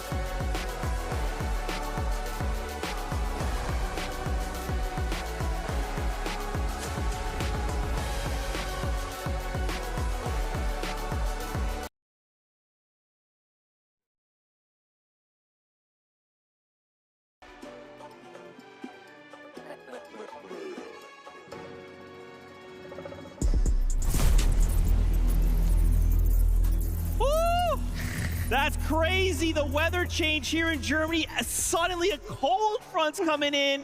That's right. It happened. I cannot believe this just happened. Game number 1. Cold and Rapid come out swinging. Come out swinging, man. A big change in strategy, too. We'll look up. It's like, what the heck? Cold and Rapid are up on the high ground. For anybody that doesn't typically watch NA, man, usually you can find these guys mid-ground, low-ground, kind of feeling comfortable down there. But you heard them after that game. They were like, yeah, man, kind of just sent it. Yeah, and he said it was free too, which is the most interesting part. I mean, if we looked before that, there were so many height retakes. They just took it at that perfect moment, and I mean, it was just playing it by the book after that. But not only did they secure a nice clean win, look at the amount of eliminations that Cold is just picking up back to back to back. These AR shots do not miss. Yeah, I mean, it's going to be all about the refreshes. You can see them continually picking up all of those eliminations. And when we were kind of jumping around from POV to POV, when we were watching height kind of get crazy, right? When we saw like 4 different teams kind of find themselves up on the high ground over the course of, what was that, like 60 seconds? The material counts for all of those teams were just so shambles that they had no chance to actually hold it for the rest of the game. So when you tune into a team like Cold and Rapid, and they are picking up those eliminations, they are picking up those refreshes, they're picking up those extra materials, they are in a healthy enough spot to actually go for the high ground and hold it, and that is exactly what they did. Absolutely crazy stuff out of Cold and Rapid. Remember, we just need to be in the top 25 to secure ourselves a spot in on Sunday for finals. And after this game, I feel like we are looking really, really good. I can't wait to see the standings as well, because remember, all of these dudes are thinking the same thing. We just need that good game. We need to make sure we're keeping up in the top 25. But seriously, Cold and Rapid, what the heck? I love that you kind of call out. What are they doing on high ground? What's crazy too is even looking in for a moment there, Clix and Higgs decide, hey, we're gonna go for this height, and everyone in the lobby was like, hey, don't let that happen up there. What are we doing? No, Clix and Higgs actually had a very good approach to that high ground. Ritter was like, oh my gosh, they're getting a free chop. They get the chop. The high ground team's kind of falling down. They had no mats. They were just like that close from actually stealing away the high ground. But unfortunately, yeah, the lobby was like, well, no, we're not going to let that happen. Not today. Well, look, guys, after that last win, guess what? We've got a listen in from that moment. Take a look. Okay. Yeah, I'm going to talk to you in a sec. You're not really connected by much. Should be guy. I should have probably connected to you, nice. Look side, that's like a high team. If you see a map, make sure you comment. You literally just got to make sure we're like, you know, rougher. Okay, miss this, we can jump down to the side of the hill and get a little bit closer to them. I think we should. Take that in. Yeah, do it. Yeah, I'm missing this, I'm gonna go down. You don't have, you can stay up if you want, you can stay up. I like that. Yeah. 51, 51. Yeah, I'm watching. Nice. Hey, let's fucking go, baby, come on, let's go. Calm, cold, collected is how this duo was feeling. And I mean, look, they were excited, but it looked like it was just another day in the battle bus. I mean, it just looked like a normal day for this duo. The confidence is there. We heard it in the pre-game interview, and now closing it out. Look, there is one thing I do want to bring up here. Maybe it's not my EU bias, I promise. Okay? Not my EU bias, but all the top 3 teams that were in that final zone land at the northeast side of the map. We had a northeast zone. Wow, put that out there. All right, let's take a look at standings real fast. We got to take a look at how everything else is shaping up for the rest of the lobby. Already, look at the points. Aren't crazy, but want to highlight here for you, second place, YAPCO and Panzer. Showing up in this 2v2 NA versus you. I'm sorry, being unbiased. This was crazy, right? We even saw some shots out of YAPCO and Panzer taking down Rate and Cooper, just crazy. Yeah, I mean, shout out to the 3 duos here, right? You had Cold and Rapid, obviously, you know, full chilling up on the higher gun, and then you had YAPCO and Panzer, one of the only 3 duos left, and the other duo that was kind of alive in the mix once we got into the top 10 was Rate and Cooper. But as soon as YAPCO and Panzer kind of had an opportunity to take it to Rate and Cooper on the low ground, I'm not gonna lie, it happened so fast. Panzer and YAPCO just hit some clean shots. Watch this kind of phase in right here. clean shots from both of them to go ahead and secure the second place. And in the mix, we also see Hero off in the distance. Hold up, Hero.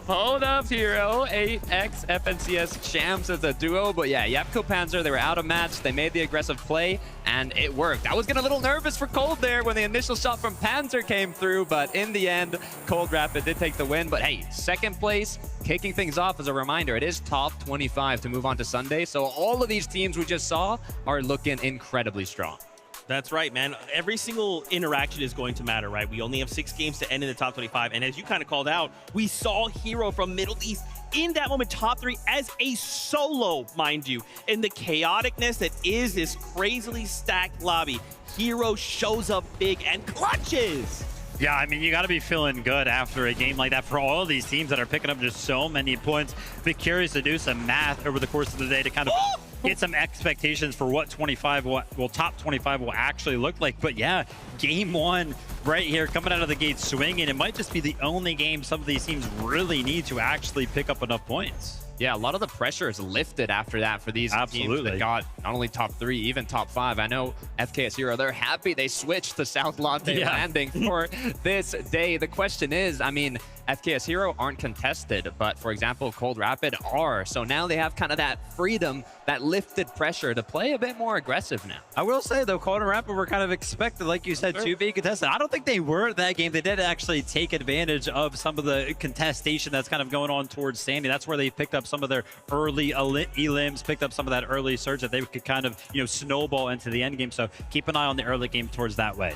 And I do just have to wonder, obviously this being the first game in this environment for many of these teams, maybe it's their first time. There's a lot of jitters, right? When you kind of get put in this situation, you're not at home in the comfort of your home, the comfort of your setup. You don't have your shoes kicked off. You don't have your desk a certain way, right? Your monitors. This is a completely different environment. So, this being game number 1, I'm just going to chalk this up to like, hey, let's get game number 1 out of the way. Now we can kick things off crazily, right? Look, a big team that I'm looking at in terms of the pressure, the nerves perhaps, it's Sharkantini. They were contested at Wonky Land by Clix and Higgs, and this is a team that they have what it takes. They've proven that they have what it takes, but I'm sensing a bit of that pressure. I'm sensing a bit of those LAN nerves. Now, the good news for Sharkantini is that they have all, upper bracket to play out, get top 25, and then if they make it through, they have a whole other 8 matches on Sunday to truly show what they're capable of. Yeah, I mean, one of the big talking points over towards Wonky Lane was confidence levels. I mean, Clix and Higgs, for whatever reason, played this long game, kind of talking about, hey, we're not even going to be landing Wonky.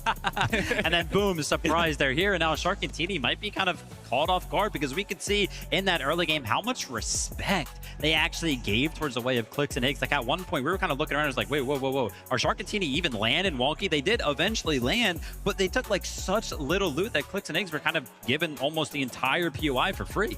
It's crazy too how long I felt like that fight went on, right? Like, when we saw these practice games, don't want to dig too much into those, but we saw this go a certain way, and to see like this super long, we're in the zone, and even in that situation where Shark was by himself, it's like, oh man, let's close it up. Shark's like, oh, hey, Higgs, go down to 3 HP. Hold on a minute. I was like, wait, hold on. Is he about to come back? Is he about to clap back? It's funny. When we were watching that, I remember Zeke was telling me, he's like, so God, I think they're taking a little too long. Like this fight has staggered out too long. I'm like, it's staggered out too long 10 minutes ago, right? Like they've been here way too long. This is not finishing. So the pressure, it might be on both ends, but Clix Higgs are definitely looking more confident for now. Obviously, one of the big talking points coming into this weekend was the NA on NA action. One of those instances, of course, was Cooper and Reet versus Aiders and Ritual. They did not fight in the early game, but we actually see both of those teams find themselves in the top 10, right? Cooper and Reet in 4th place right there. Aiders and Ritual in 7th place. So honestly, I feel like both teams potentially kind of feeling comfortable splitting that split chop up towards the north side of the map. I know Reet and Cooper were kind of talking about it. Hey, if the day is going bad for either one of us, I'm expecting the fight to be taken by maybe somebody, but I don't really expect it to happen, right? I mean, I don't know. Time will tell. What I'm seeing is a lot of NA teams on that top 10, top 5 on the leaderboard. So I'm curious to see if that trend's going to continue, or we might see things mix up a little bit as the day goes on. Absolutely. And I wanted to focus here on Cammy and Hari, right? We saw them for a little bit, right? Back on high. That's what you were saying. Wait a minute, is this a blast of the past or what? Look, if I was couple years ago, and I'm, you know, sitting down and I hear you come and tell me, hey, you know, 2026, we're at an international event. It's Cami Hari. They win the first game on high ground. I mean, there's a duo. You know, Cami has already just been ahead of the meta, but it was more a low ground team you would expect. But now recently in 2026, especially going to duos, we have seen them play a bit more high ground. We have seen them play a bit more aggressive. If you think back to Cami and Seti, they haven't been the strongest fighters. And now I am seeing a lot more confidence with this duo. Yeah, you're talking about kind of controlling the high ground, but any single time we see one of our duos kind of take high ground around 8th zone, anytime we kind of tune into a POV, immediately turn your eyes to their material account, which is exactly what I did right here when it was the case of Cami and Hari, because yeah, they had high ground. They had 30 builds to work with. Like, you're in 8th zone. You got so much more Fortnite to play after that. There's no way you can kind of continue throughout the rest of the end game with that material count. You're going to have to make something happen, which is why I'm always a big fan of judging any of those type of plays where the early high ground takes kind of happen. Yeah, I mean, when you take height with that low math, it's kind of an all or nothing. You got to get a refresh then and there, because you're not going to be able to keep building out. You're not going to get forward height. Like, you are all or nothing in those moments. And the amount of teams that tried taking height after that, not only Clicks Higgs, it was just back to back until eventually Cold and Rapid at the perfect moment took it, and they had a good amount of materials. So it was a pretty, you know, by the book cleanup. Yeah, what's interesting too is, remember, like, obviously when we launch these things, there is an overarching meta, right? But then the moment we not even just summit, right? It doesn't matter what stage of the competition is, there's always a meta within that meta that develops. And so it's interesting that, like, even in this game one, that high ground, really, no one was willing to just let it go. How many times have we seen just like, oh, hey, a team just showed up and on high ground, and they've just been up there. We keep saying the same thing. Hey, guys, let's look up. But hit the summit, everyone's like, whoa, whoa, whoa. I'm just going to peek up. Someone's up there. Let me just help that out. Yeah, I mean, the end games obviously are going to play out extremely differently from game to game. I do want to kind of turn our conversation over to the early game. Obviously, we did talk a little bit about wonky lane, right? We got Clicks and Higgs versus Sharkatini. Obviously, because Clicks and Higgs are landed over there at wonky lane, guess who's going to be uncontested? Peterbot and Plyo over at Squibbly. With that being said, right, they want to be uncontested. They don't want to take that early fight off spawn, that is. Early fights are kind of their bread and butter. You can see they're kind of pushing around the map, but I feel like they kind of got humbled a little bit that game. Look, I'm going to shout out my man, Levin2K here, because we were talking to Pete yesterday, and there's this thing that, you know, happens every now and then. Pete gets really confident. He goes in quickly to try and get a quick finish, but either he takes a big loss of shield and HP, and then he has to heal up. Pollo makes it there, they take the fight again, and they win it. You know, there's pretty standard. They get a bunch of eliminations over time, but you're in an international event. I mean, if you go down, you can see it kind of just sets you up for a staggered situation. Zone pulled, you know, east from them after that. I think you got to kind of just, you know, focus up, take the competition a bit more seriously. Interesting stuff. I'm actually curious. You guys kind of talked about this early game and, you know, Clicks and Higgs versus Sharkatini. We actually have elicited from the beginning of the game. Let's take a look. It's a keyboard player. We're double scroll wheel. Yeah. They have to side kick us so they guarantee lose. Yeah. I'm trying to think, bro. Why are they doing this? Bro, because they want to have a good game one. I don't think they landed here, bro. I didn't see them, bro. God, I didn't. I saw one short, but it could have been for jungle. I'm going to throw a fake shock. Okay. Ready? Yeah, go. Stay crouched. 40, cracked. No, Full not crouching, cracked, not cracked. Gotta make a noise. Nice, coming. Teeny, come King Shark. Just so crazy. I love, again, this is like what's the best part of the lane, is immediately getting to hear directly from the players. Even in that moment, right? Like, what a crazy play. Hey, I'm setting up a fake shock. And you even saw it there. Shark's like, oh, I heard it. Oh, yeah. Oh, wait. And you got to think, right, for Sharkatini, over the course of the rest of the weekend, they're going to be thinking about the moment. Any single time they hear one of those overtimes come, they're like, wait a minute, I don't know if they're actually... not buying it. Yeah, exactly. I think it's also pretty cool that we kind of listen in at a pretty pivotal part of that early game, in the sense that Clicks and Higgs were kind of confused as well. They were like, wait a minute, like, did they land here? Like, where William was like, oh, I think one landed sure. I think one was like over there. So they actually didn't even kind of know what was going on. I mentioned that. I was like, wait a minute, are they even going to land there on them? So Clix and Higgs are kind of feeling the same sentiment. I was just as confused because Sharktini had a very similar drop to Demish and Darm, who are, I mean, they're close to Wonky Land, but it's a completely different drop. And they were like on the same height. And I'm like, what's going on here? Like, where are they? It was the same confusion that Clix and Higgs were having, but then the fight ended up staggering a lot.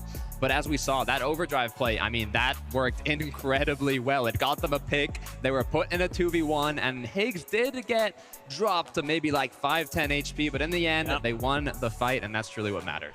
Absolutely. So, guys, what do you think? Again, we're just trying to be the top 25. We're trying to be the upper half of the lobby after these 6 games, 5 more. What do we need to change for game number 2?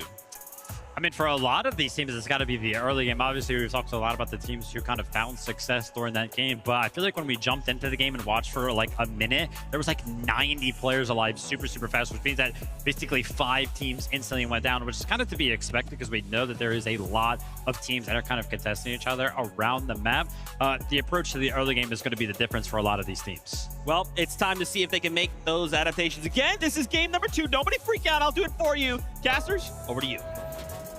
Hey, game 1 did not disappoint. That is for sure, Jacob. I mean, I know that we were definitely expecting to see a little bit of those drawn-out fights, the original starting points getting a little shaky, but it's going to be an uphill battle for some of these teams already. Yeah, you kind of look at the Clix and Shark fight over at Wonky Land. Even though Clix didn't have the most phenomenal performance, they outplayed Shark and Teeny. Can that repeat? Game 2 is here, so let's jump right in.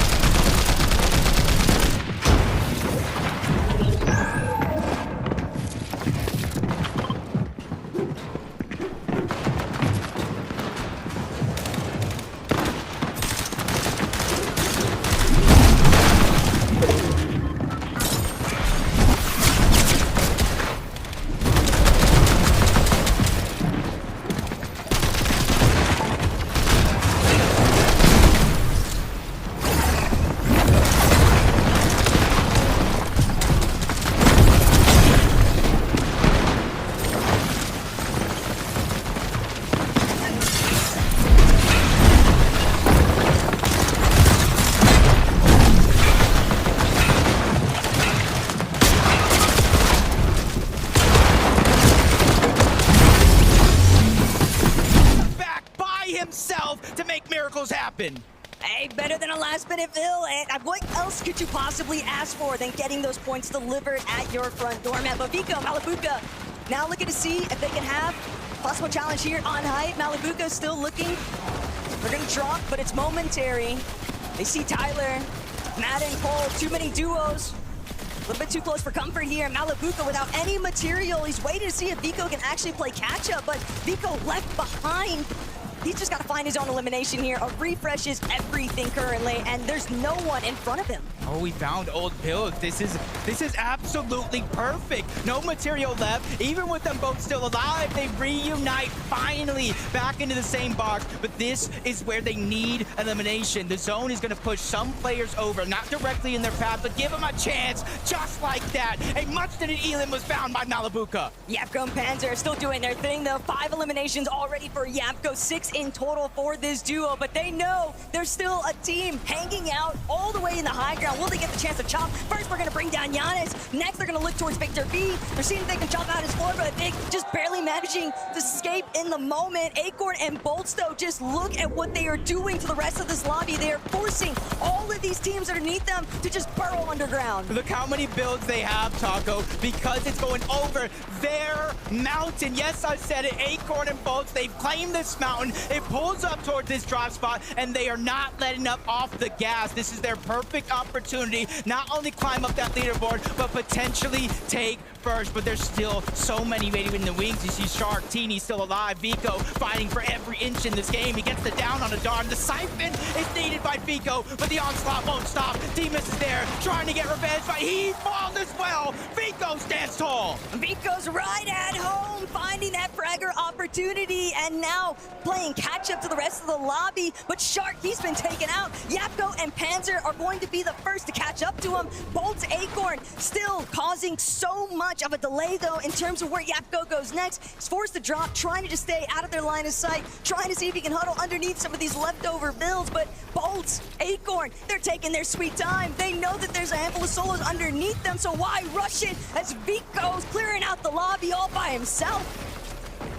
Still trying to find more eliminations here. Top 3, most of the placement points, but essentially 2 solos against the duo of Acorn and Bolts. And now the zone pulling down the mountain again. A perfect scenario for Vico to stay alive just a little bit longer to get that top 2 situation. But now what do? You're going against Acorn and Bolts. They have 6 eliminations. They have tons of materials. They have 2 different win conditions, because if they want to wait until the last zone, they can shockwave out and win by heal off. Look, I am all for everything that Vico has been able to accomplish in this lobby so far, Jacob. The fact that he has converted this into a second place opportunity for him and Malabuka is incredible scenery. But now, with the pullback, Vico is left trying to just stay in alert position. Bolts is off on the hunt, but he's still staying right next to Acorn's side. They just have so much white heal ammunition. They don't need to rush it.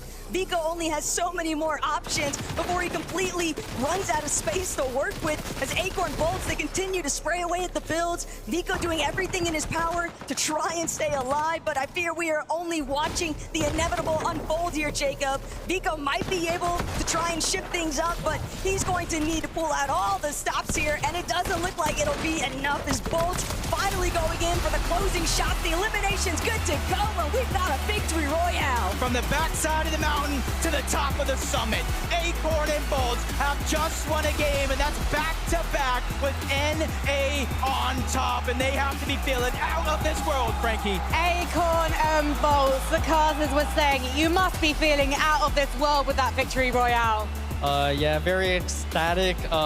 We pulled every zone, you know, very lucky, but of course, Acorn was IGLing very well. Nice height tarps, and you know, we're one of the best duos in the world, so nothing's gonna stop us. You're looking like it. Acorn, sometimes the commentators say that you take a little bit of time to warm up on day one. You don't have day one here. You've only got 6 games to do it, but it looks like you're feeling yourself right now. I mean, yeah, I seen Cold Rapid win a game. You know, we had to follow them. And they on top, baby, let's go. Have you guys all had a conversation in North America back in the player lounge to say, you know what, let's do this. Let's take this away from Europe. Oh yeah, we're all doing it for NA, you know, and Twisted Minds, of course, one of the best orgs in the world. Well, guys, you definitely gave us all a show. We're going to head to a break. When we come back, game number 3.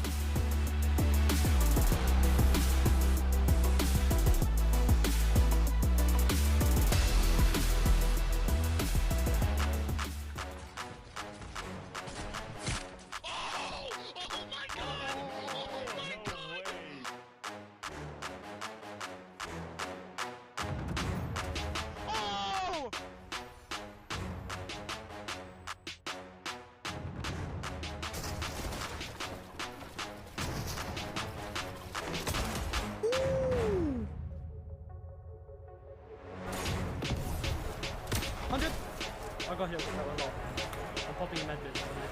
Wait, short. Got 6 builds. No, back up. Wait, if you're mid, wait. 100. 100. Oh my god! Oh my god! Oh my god!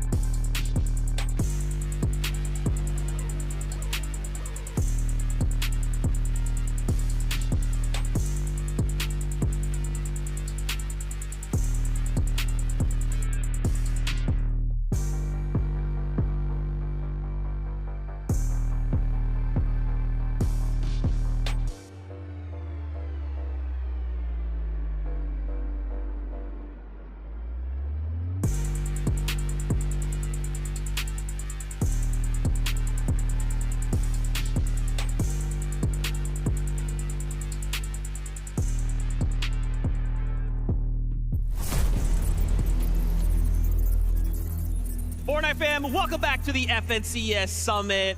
We got Mini Miner, we got 11-2K, and for a moment, I'm gonna put my NA bias mask on. NA on top, baby! NA on top! I got you. All right, sorry about that. I'm gonna take my NA bias mask off. Crazy stuff. Big W here. Mini help. Big W here for... Look, I'm happy for my boys because it's a great win. Yep. It's great, and they needed that, especially with all the question marks around them being NA's last hope. It's a good sign of what's to come, I think, for those two. Yeah, really nicely played from these guys as well. I think they identified, of course, that the zone was going up on this absolutely gigantic hill. They took height really early, and I think if we've watched a lot, if you guys at home have watched a lot of Fortnite at the higher level, we've seen that if you take height early, Levin, it doesn't usually go too well. But because these guys still had so many of those builds, and more importantly, all the teams down below spent so many builds trying to get up that hill, they could just ride out for success here and did really well at it. Yeah, and ultimately a comfortable game for these two, right? It's a very favorable zone. They didn't have to spend much of the game sort of running about all over the map, and it sort of gives them that sort of momentum as they get into the end game to play for height. We know it's something that Acorn can do, even if it isn't what his go-to strategy is. And, you know, Bolt said it in my interview with him. He believes Acorn is the best IGL in the world. That confidence to follow him and then deliver with the fragging, it's a great combination. Dude, so sick to see this, right? Like, again, and what's tough, right, is there are so many incredible, like, any duo in this lobby could win, and I'd be just amped, right? Because this is kind of like a sneak peek at what like a globals could look like. So to see them come out on top, massive stuff. Take a look at these beautiful standings. Yapko and Pans are currently sitting in that #1 spot. What's interesting as well, the teams just in front and just behind them fall early on, right? This is a huge window for them to make a move. And man, with duos like this, Mini, the moment you give them that opportunity, they will strike. Yeah, that's absolutely right. I mean, they're making the most of those games, those early 2 games right there. 17 eliminations for them as well, Evan. This is a duo we've seen on EU performing very well here as well. I think Zeke might have pulled the trigger on the whole NA on top thing a bit too soon, better, because that was an EU team on top, broski. What's going on? No, my NA bias mask is currently off. Okay, Right, that's right. It's fallen off quite quickly, actually. What happened there? Let me come back to EU. It's all good. I'll come back over. Yeah, anyway, seeing them all go crazy as well. And even in those last final moments, right? Seeing Vico super down low as a solo. Again, all of these singular interactions, these little decisions that every single player makes will make a difference, right? Because remember, we're just trying to stay in that top half of the leaderboard right now. And clutches like this are what we need. Well, it makes a difference. I mean, remember at the beginning of the day, we were saying, Vico, you posted on socials, you were nervous at the beginning of the day, right? We're not seeing too many of those nerves right here. And a really, really important game for these guys. We saw it on the leaderboard right there. They jumped up 10 places by getting the second place right here. And it wasn't easy for them, Levin, on the side of this hill. I just mentioned it. All those teams down below, these guys are one of them. Low on the materials, had to rely on their aim, which Vico is very good at. And ultimately, a very, very good game for them, making advantage of that zone. Yeah, and I'm glad we get to see Vico strut his stuff a bit, because really and truly, there are not many players on this stage that are better fraggers than Vico. He is one of the elitist in the world, and if he was feeling any nerves like you were alluding to, Minnie, they surely are gone now after that game. I love that he mouthed it. I don't know if you could tell. He said, I tried. And he really did. He did. In that circumstance, man, you look up, you're like, yeah, this is a little bit cooked. Old Man Mountain did take his toll, but again, we just seen a handful of really good games back to back, and then we'll be okay, right? So I'm excited to see them. I appreciate that Vico, of course, he's pretty emotional, but he's very content. He's like, hey, he wasn't even like, oh man, I can't. But he was like, yeah, I tried. You know, I did what I could. Sky and Scroll as well, another EU team though, going crazy. I'm excited to see more from them. But man, again, it's just like with so many names in this lobby, dude, it's just like, it's like a feast, right? It's awesome. I was glad to see them make it a bit deeper, because that first game, Mini, it scared me. Yeah. We obviously watch EU, right, together. A lot. We're not used to seeing Sky and Scroll not deep into an endgame, and so I thought, I hope the occasion hasn't gotten to them. Clearly not, because this is exactly what Sky was doing when they won an FNCS on the EU. Clutching up in these endgames, in big moments, in uncomfortable situations, hitting shots like this. And again, we want to see more of it today. And this is one of the things we were talking about all season long. Both of them are so good individually that no matter what one of them goes down, the other one still has all of the firepower necessary to clutch up. And that's what Sky just did right there. Yes, of course, it wasn't an amazing game for them. Yes, of course, they're not moving their way up in the leaderboard absolutely massively. But what is important for them is just keeping them in the tournament, keeping them inside, of course, that contention for the top 25. Because realistically, I mean, we expect these guys to qualify through. So when they make it to endgame as a duo, when the zone is on a massive hill, expect to see these guys on top. And earlier with Tokata and of course Vivid, we kind of talked about the meta within the meta. What are you guys seeing now with about a minute out? Obviously, kind of what you called out, Sky and Scroll, dude, we're seeing them win games, we're seeing them go crazy, but suddenly we're finding ourselves in a solo clutch situation. It's got to be the quality of this lobby, right? It's difficult. It's also very difficult to sort of predict what's going to happen in these lobbies. You play EU, you play the scrims, you know the teams around, you know how your drop spot's going to work, how they play Surge, and that's a key element of their strategy. But when you come up in this lobby against all these other regions playing their own styles, their own strategies, ultimately it's tough for them to predict what's going on. I think as far as meta within meta goes, right? One thing we saw in Game 1 and here in Game 2 is teams who maybe we don't traditionally consider height teams being opportunistic, being aggressive towards height when getting favorable zones, right? Cold and Rapid, again, it was a zone where they had a bit more to work with than the rest of the lobby. They thought, let's take height. Same thing with Acorn and Bolts there. If you are a team who maybe you don't usually play height, if you had a favorable zone, maybe you do have to go for it. Yeah, man, again, it's with the top 25, you know, we just need those few games.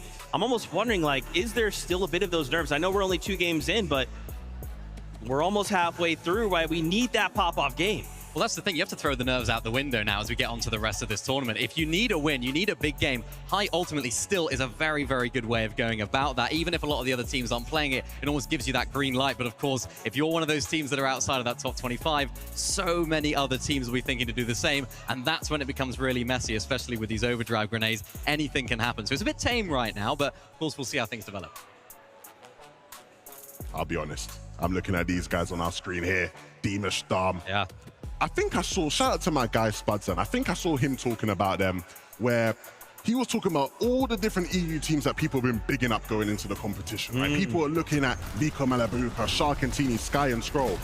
Why are we not talking more about Dom and Deemish? I think they've had, I guess by their standards, maybe a slightly more quiet year compared to the quality you'd expect for them.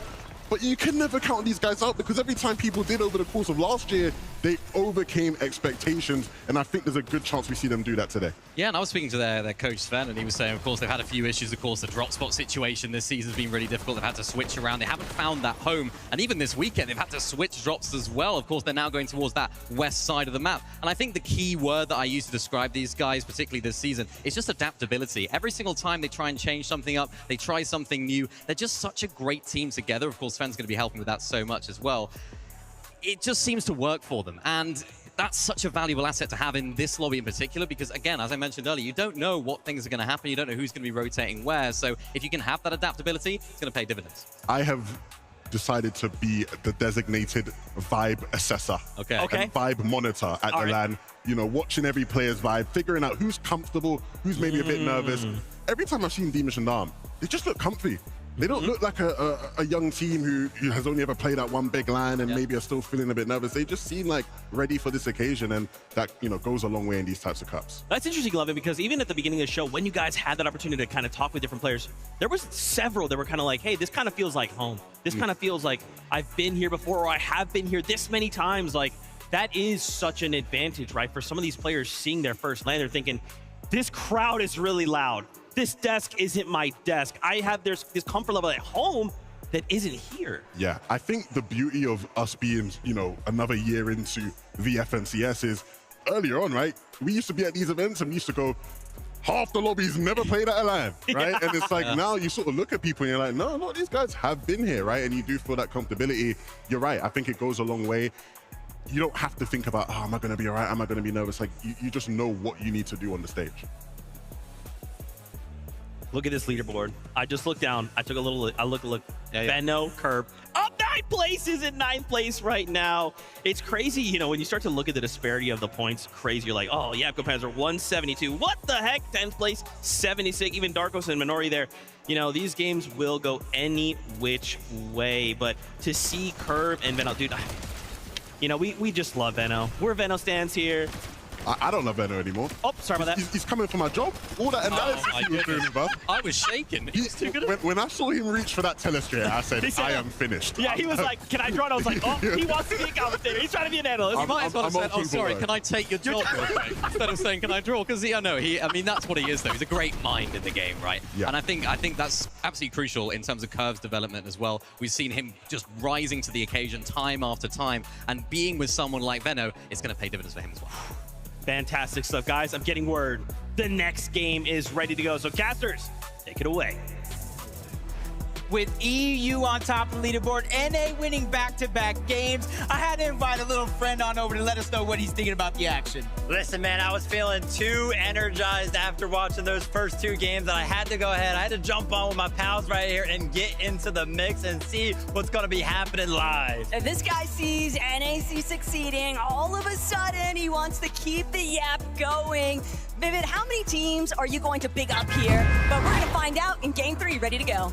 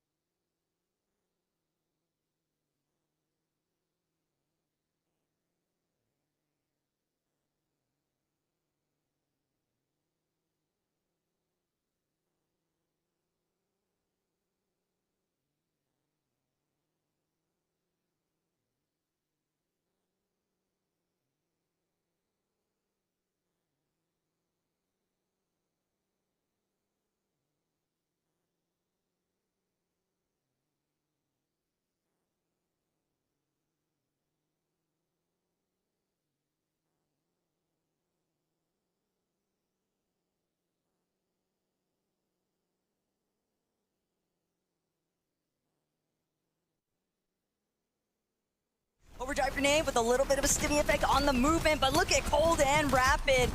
Isolated in the mid-ground, trying to take out players as they look back. Sky and Scroll, though, just left to their own devices here, completely trying to shut down what Grimz and Twy have going on, but instead, they'll find themselves looking to stay moving forward. They still want to control front side. They still want to make sure that nobody else is going to be able to take over. Yeah, sometimes for Sky and Scroll, you need to stumble before you wake up and start to play to your full potential. And this game is a real example of that. Same thing for Rapid and Cold. They won game 1, and then they had a huge hurdle in their path for game 2, and this is a chance to make up for it. Meanwhile, Vico, Malabuka, one of the most consistent teams we have still alive in this lobby, even as a solo, as Peterbach tries to run down one, but he's the one that ends up falling. Hoyo now alive, but shots coming in from all directions. You see him scrambling around, trying to build and protect himself until he officially runs out of mats. Wow, to see what Polio can do right here, trying to find some sort of calm in the chaos right now as he takes one quick breath right here. Malabuka, no opportunity for him to kind of slow down right now. He's kind of feeling the pressure from duos all around him. He's going to be taking the opportunity to go ahead and jump into the storm as Scroll and Sky, look how comfortable these guys must feel. They have claimed the low ground. Thomas and Focus had the right idea. They wanted that front side level. Polio still doing it, resigns, taken out. Malabuka now as a solo won't be able to keep the ball rolling here as Sky finds that elimination, but now back on height, it's Rapid and Cold already looking to try and drop a little bit further. He wants the refreshes, he wants the eliminations, he knows that he can trust Rapid to just hold things down on height, but Polio trying to take out Teeny. It's an even exchange here, but Polio coming out on top because Twy is no longer in existence. Yeah, gets that elimination, almost stolen by Cold and Rapid up above, but now they drop down. They said, hey, we're not going to steal that one, but they're going to take you out. Cold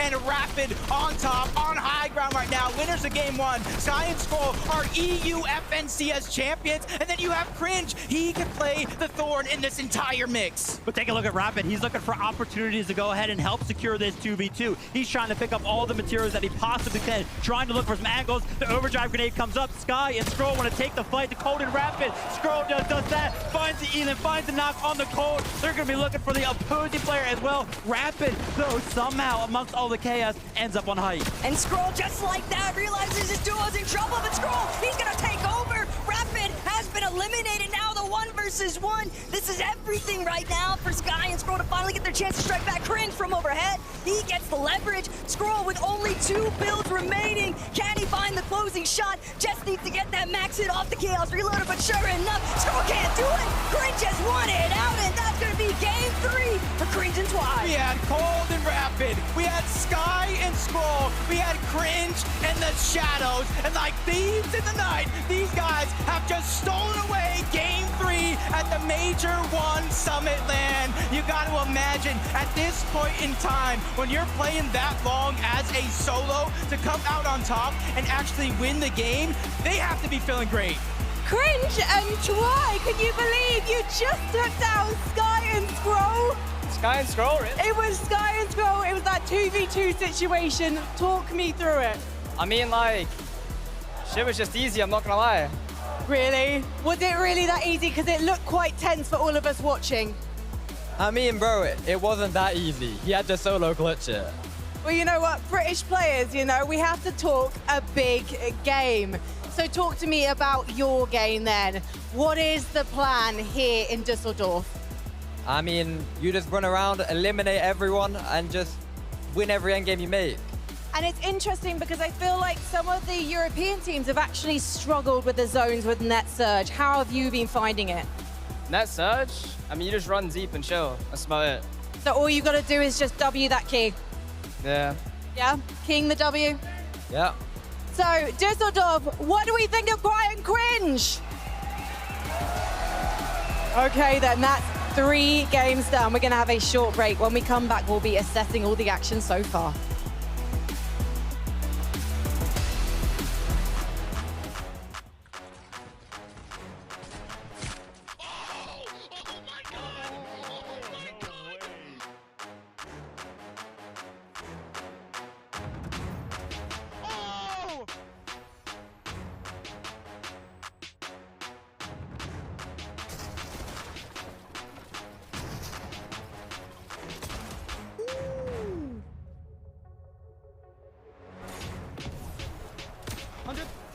I'll go here. I'm popping med bit. Wait, choke. Got 6 build? No, max up. Wait, if you're mid play. 100! 100! Oh my god! Oh my god! Oh my god!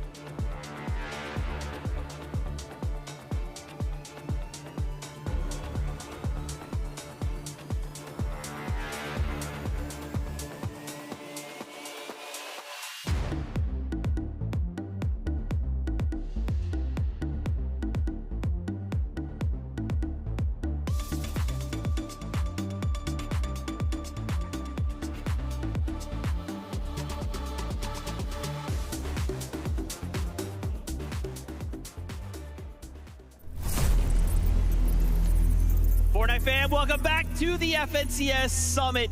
Cringe and Twy get themselves a victory royale in a 1v1 situation. Hold on. Yeah? I want to put my UK bias hat on. And I want to say UK on top, Cringe and Twy doing it for the boys. I forgot my hat.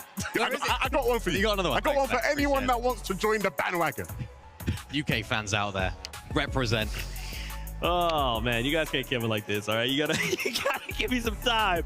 Man, congrats to them, seeing them get a victory out in that situation. I can't believe it as well against Sky and Stroll, man. For like just a moment, I really believe Sky and Stroll, this is it, their moment. Game 3, they're gonna strike. And then Cringe said, sorry about that.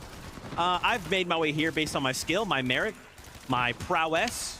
Scroll, you're gonna have to sit down this time. What a performance from Cringe here at the end. I mean, to take down Sky like that, to 1v2 the best duo in EU coming into today. I mean, what a performance from him individually. This is a duo that we've seen rising up throughout the course of EU, a team that we have expectations of because of their talent level, a team that's developing and coming through. And yes, we're going to be biased because they're UK. Yes, I'm sure Resub at home is watching. I think he's actually in the arena. Very happy. He'll be very happy, of course, because Cringe is Scottish. But this is a team that are actually genuinely improving. They're getting better. Bias hat off. They're looking good. Yeah, great fundamentals, great mechanics. I think we know that. You saw that at the end, right? Cringe wins because he has the really nice right hand, and Scroll in a situation where you just couldn't even see it, right, to hit the shot back. I think the big thing with obviously Cringe as well is in solo situations like that, he sort of burst onto the scene last year as a solo player, right? And because of his results in solo, so you know he's comfortable in those moments where he is alone. And obviously that arrogance, that cockiness sort of helps him as well, right? I'm glad Twy sort of brought him back down to earth. Like, no, mate, it was hard, but you did it, you know? Yeah, he's like keeping him humble. You know, that's a mark of a really good friend, right? Like just dial it back a little bit. On the other side, obviously, Sky and Scroll, you know, what started as a really tough start to Summit upper bracket. Now, you know, suddenly we're starting to pick up the pace, taking it all the way to a second place with a ton of eliminations. I feel like this is a Sky and Scroll we're kind of used to seeing. I'd have to say, yeah, right? I think we've seen games like this from them in the EU Major Finals where they are just together. They are able to sort of get through on this low ground. I think Vivid called it out really well where you could see what they were trying to do very early on into that end game as far as establishing low ground. And even though there are more teams trying to do it, right, after seeing their success, they are still just the best in the world when it comes to claiming that layer. Yeah, I think it was around 10th zone. They took that front side low, and I was thinking, I was like, yeah, really, really nice zone. Front side of low take from these guys. And ultimately, because they played it so much, they were able just to bat away any of the competition. I think Thomas HD was down there at one point as well, trying to take it. Unfortunately, of course, couldn't close out the game successfully, but what's that, 10 eliminations for these guys? You mentioned it, Zeke. Not the greatest start for them, but a huge comeback. And that's what individual games can do in this form. Yeah, and that might be enough to just suddenly shoot them up the standings, right? I mean, especially like, look, Twy and Grimz 7th place, just below them, Sky and Scroll. It only takes one really good game like that, Mitty. So I love seeing that out of both of these duos.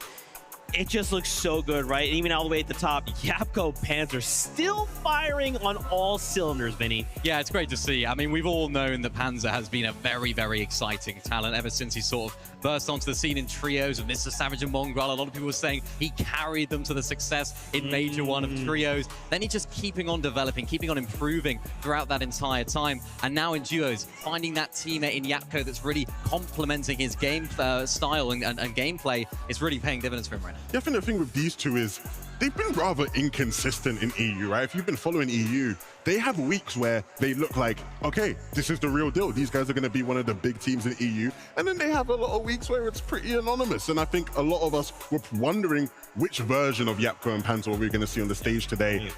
We got the best version possible, and I'm happy about it. Dude, they've got to be happy about that too, right? Like, hey, we're looking good. We're on top right now. Let's just make sure we bring that energy back for finals, right? Wanted to also highlight Peterbot and Pollo. Finally, we get a game out of them where they are together. We do see this often, right? It's either Pollo or Peterbot as a solo, but finally kind of recognizing, okay, look, this is a high caliber lobby. If we're going to find that success, we need to stick together. Yeah, we haven't seen that scariness, I guess you could say, for these guys for a little while now. Of course, last Globals not performing to their level that you'd expect from them. Of course, Major 1 still, of course, qualified here, but still not quite performing as we would expect. And even here today, it's been a bit sort of reminiscent of that 11. They've had their moments, they've had their ability to fight. We've seen them getting a few eliminations, but it's that togetherness, it's that over-eagerness maybe to try and go for these plays. Yeah, not to be a nostalgia merchant, right? Okay. But when you look at the last time we saw them as a duo on a stage like this, when they won Globals, they were playing a very different game to the rest of the lobby, right? That was always the big talking point. They had all these different advantages that meant that the game they were playing was different. Here in this lobby, they're having to figure out how everybody else is having to play the game, right? And that has been one of the themes of them this season is, you know, when they aren't in situations where they have some huge advantage, can they play really good, fundamental, solid Fortnite? And I think they're starting to get there. They're starting to figure things out. It's a rough start, like you said, Zeke, but still plenty more games. And I think for these two especially, it's just about making sure they're playing on Sunday. No hiccups that send them into the lower bracket. Yeah, that's interesting. That's a really good point, too, because you got to think back in NA, they kind of conditioned the lobby, right? Everyone's kind of like, Peterbot, Pollo, they're kind of close by, but dude, you're looking at 6 other regions that don't care. They're like, I don't care who you are. You could be Peterbot and Pollo. I'm still going to take the fight because I'm still trying to be top 25. In second place, though, we did see Cold and Rapid, though, still holding strong. I mean, they're looking good, guys. I can't lie. It's crazy, too, because we see this all the time, Levin. People just, like, continue to look at Cold and say, like, he doesn't play the game. He's not good at the game. He's not doing this. But here we are at Summit. I feel like he shut some of those people up. He did. Yeah. And to the people who've been saying that, 2 days ago, he was the player in the practice room who I saw playing the most of anyone, right? And so I think, you know, people like to hit Cold with that narrative of not playing, but ultimately, Cold is one of the best players to ever touch this game. Not just in this lobby right now, period, in Fortnite. And so I think Cold, in this moment, he's starting to feel it. I think Rapid is feeling confident as far as the game plan goes. We know they're looking to take these, you know, do these late height takes, which have been somewhat successful throughout the day. I'm feeling really good about these two. Yeah, really impressed actually with their calmness in a lot of these endgame moments. We had a really nice listen in earlier on, and we were expecting maybe a little bit of excitement. Of course, they're on height, they're winning the first game, they're looking really good, but just the way that they communicate, the way that they're navigating these games, it is almost just a walk in the park for them when they're in those positions, and that just speaks volumes about their confidence going into this weekend as well. I think they understand it's not necessarily about having the best day of your life today, it's about qualifying through, and if they can continue to play as they are today, taking those height takes at a really nice time, they should be just okay. Okay, I like it. I like it. Well, hey, look, right now we are at the halfway point of the competition. The players, we've given them a bit of a break, a bit of a moment to kind of collect themselves, prepare for that second half. But Tokata standing by right now with some information on the zones. Thank you, Zeke. Look, I want to break down two pivotal aspects of Fortnite competitive. So one is Storm Surge and two is zones. If we look back at Storm Surge previously, it was the minimum damage threshold needed depending on the zone to not start losing HP and shield. Now it's net surge. So it's not only how much damage you do, it's also how much damage you receive. So if we look at today and see how it's impacted the players, the rotations, and specifically the zones. Game 1 ended right here, a little south of Frigid Fortress. And if we look at the teams, the top 4 teams of that first match, we had Cold Rapid, we had Reed Cooper, FKS Hero, and Yapko Panzer. Now, I'm not sure if you're seeing the trend I'm seeing, but all of these duos are incredibly close to where this zone ended. Now, you could say, okay, maybe it was a fluke, you know? We know zones have been important in Fortnite competitive. This is the first event of this caliber where net surge has actually been in play. So if we take a look at game number 2, the zone ended north, right up here.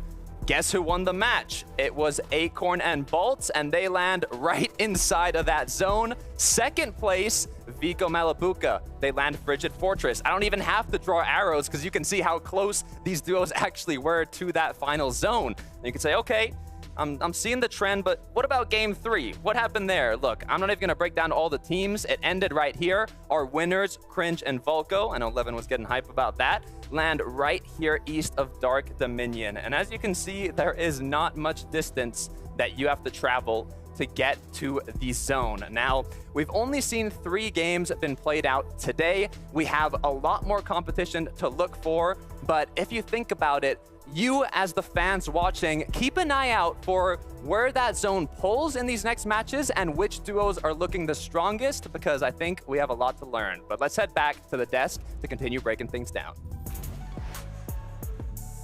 Dude, I like that Tokata guy. He's cool. I like that Tokata Have you met him before? He's pretty cool. I need to go meet that Tokata guy. He's real cool. Interesting information there, though, from the zones, right? Like, yeah. Again, it's so, I love this moment, right? Because, you know, we come to a summit, we kind of bring all of these teams from different walks of life and places on Earth into a single battle bus. And we kind of just get to break down that data. What do things look like? How do the zones impact? How do we affect the other regions, the other players in the game? It's so cool. Yeah, no, absolutely. And I think, you know, when getting into the nitty gritty of what Tokata was sort of trying to highlight there, I think the big thing with net damage is obviously it means you have to be more conscious of the damage you take. Yeah. And we saw Cringe and Twy, they said it. They were like, yeah, Frankie, the game's easy. We just sort of run deep and sit in storm. If you're one of those teams where you pull a favorable zone, it means earlier in the game, you're able to just set up, sit in a position where you don't have to take damage. You don't have to put yourself at risk of taking damage. You have everybody else rotating in towards you, and you can sort of little Tfue peeks out the base, take a couple shots, sit back down. You ain't even got to use any shields, right? And I think that is why we're seeing that trend here today. Tfue peaks in 2026. I love it. But man, if you're one of those, yeah, I love it. I love it. But if you're one of those teams that are rotating and you've got a far pull, it does become a lot easier to actually take a lot of that damage. So that's why those teams aren't doing so well. Crazy stuff. Well, guess what, guys? As we are at the halfway point of the competition, we're going to check in with some of our players right now. It's Yapko and Panzer who are standing by with Frankie. Thank you so much. Panzer, you might not have got a victory royale yet, but you've managed to make 3 endgames incredibly convincingly. Why do you think you've managed to have so much consistent success? I mean, I don't know. I just played my game, so... But you're calling your game. How would you describe your game at the moment? I mean, just scout around, rotate early, and get huge. Does it help that you're able to take on another duo off spawn and often win? Does it help? I don't think it changes anything. It's pretty quick off spawn. Sometimes if we split, it's probably even worse, but we make it work. What do you prefer to do? Do you prefer to get that early surge? I don't even know. I don't mind, I think, being con or uncon. The search doesn't really matter because we just like kill them insta right now. But if we fight more, it's worse, obviously. But I feel like you're not a team that's going to play it safely for placement. You're always going to be looking out for those elimination points too. So how do you judge the risk in each situation, Panda? How do you make the judgment call as to whether to fight or leave it? I mean, if you have loot like a spawn, we're just gonna kill them, obviously. Like, I got shockwaves, I'm insta-running them, like, so. And what's held you back in the endgame so far from actually taking a victory royale? It's probably the last moving. Like, we just need one more refresh, maybe like one more zone pull. Just a little bit more luck and we can probably win next games. Well, you might as well give it a shot, guys, because you've already qualified for Championship Sunday. So congratulations. Let's head back to the desk. You know, it's interesting. I feel like there's just like a thought in the back of my mind is like, are we seeing the very best out of all those players? Or are they kind of thinking, hold on, let's just save a little sum for Championship Sunday? Oh yeah, no, definitely. This is not the strats that they were been preparing for Championship Sunday. Particularly if you're a team that expect to qualify through, I think you have to keep some of those strats under wraps. You have to adapt to the lobby that you're in, of course, but there's definitely going to be some things that we can look to see what they do, I suppose, on Sunday.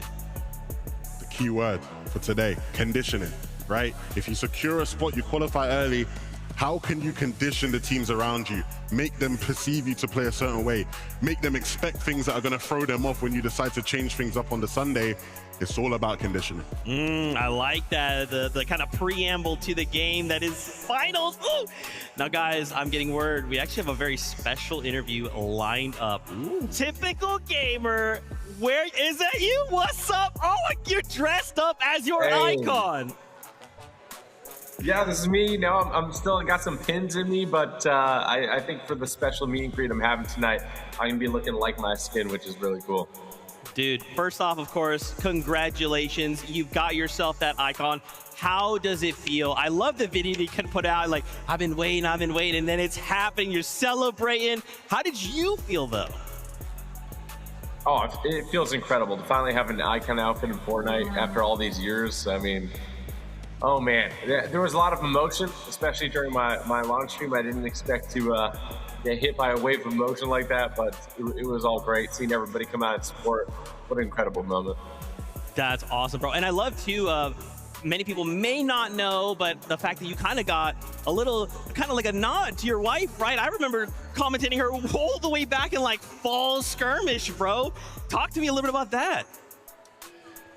Oh yeah, well, she outplaced me in the first pro-am that happened. So Samara's been playing Fortnite for a very long time, and it was so great to be able to get a nod to her. She used the Ruby skin a lot, and I was able to call it Redway Ruby, which is of course her last name. So also the backbling that we have in there, it's just like a personalized version of what she uses too. So, and I have my wedding ring, which is awesome.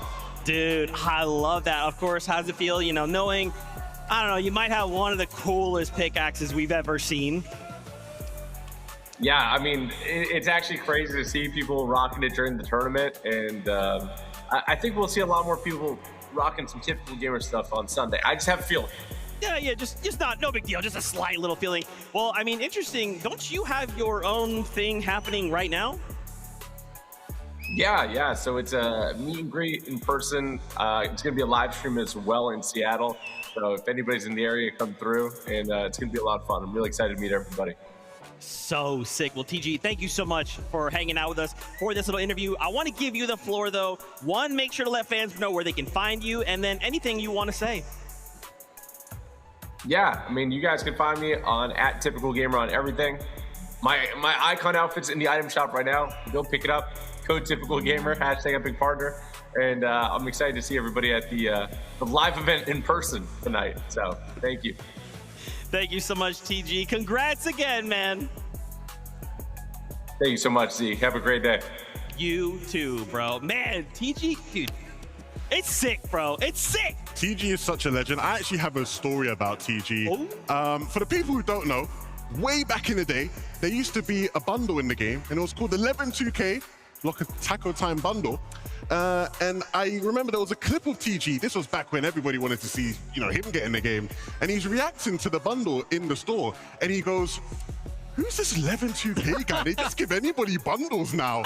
And I was like, oh, you know, I used to watch you growing up, man. Like, you're my guy. But, you know, yeah, no, I confronted him about it, you know, when I saw him in person for the first time. And he did apologize to me and said he does love me. So I respect him. I'm glad he finally got in the game himself because he deserves it more than, you know, anyone, man. That guy's an absolute legend. Shout out to TG. We can say it back to him now. Who's this TG guy?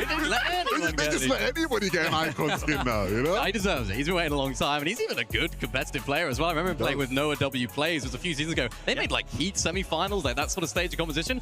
Pretty good competitive Fortnite player as well. So definitely holding a few skills in that locker as well as his new icon happened. Yeah, man, so awesome. Congrats again, TG. Love that you have the icon. If you guys want that, go check it out. It's in the item shop. Once again, congratulations to him. Also, he called out if you're in Seattle, hey, come hang out. You might be able to meet and greet, say what's up, TG, give him a big high five, say I'm gonna use your pickaxe forever.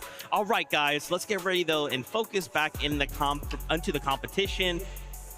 What are we excited to see, right? We're now halfway with 3 games left to go. And I feel like if I'm outside of that top 25 bubble, I'm starting to think, okay, I need to kind of put together something, right? Like, we need to pull out some kind of strategy.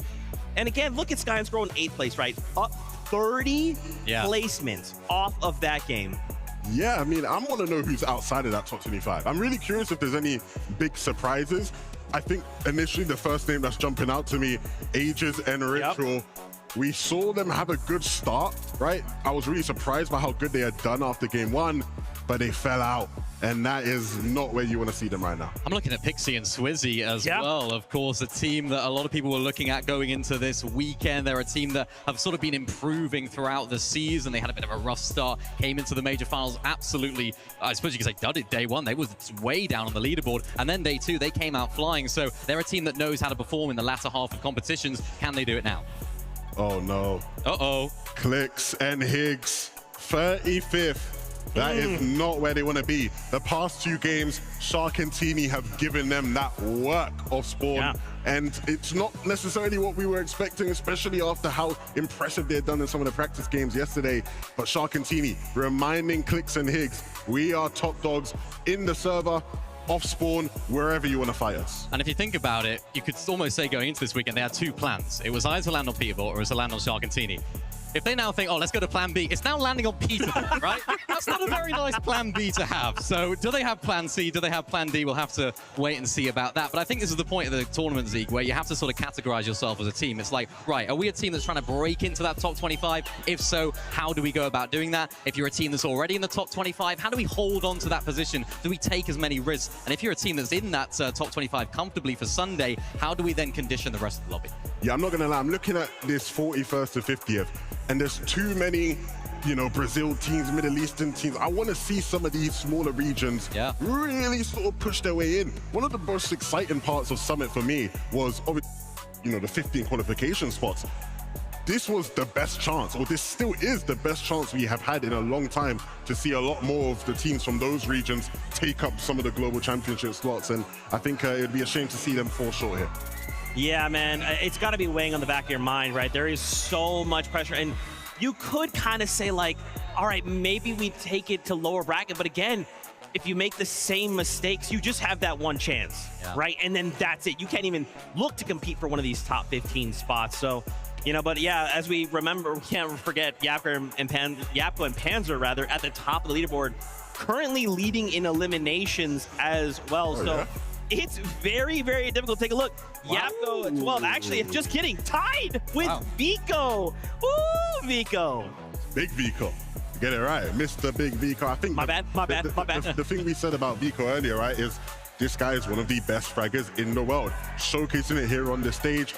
I think the great thing about all of these guys here is we know how great they are as fraggers. In the case of Dom and Sky, it's interesting you have 2 players who actually are the IGLs or the leaders of their team, and they're still leading the way when it comes to the fragging. Again, it just shows how talented some of these boys are. A lot of EU, I might add as well. A lot of EU on there, yeah. What's that about, Zeke? Was your hat gone missing? Was this an EU only list? Is there like another list list of the top braggers that I don't know what you're gonna talking show us? about. I'm completely unbiased, Zeke, right now, okay? You have to be. Calm down. I'm sure you guys can kind of hear it as well. You can see it on camera. Players are starting to return back, start to take their places up on that battle bus to continue the competition.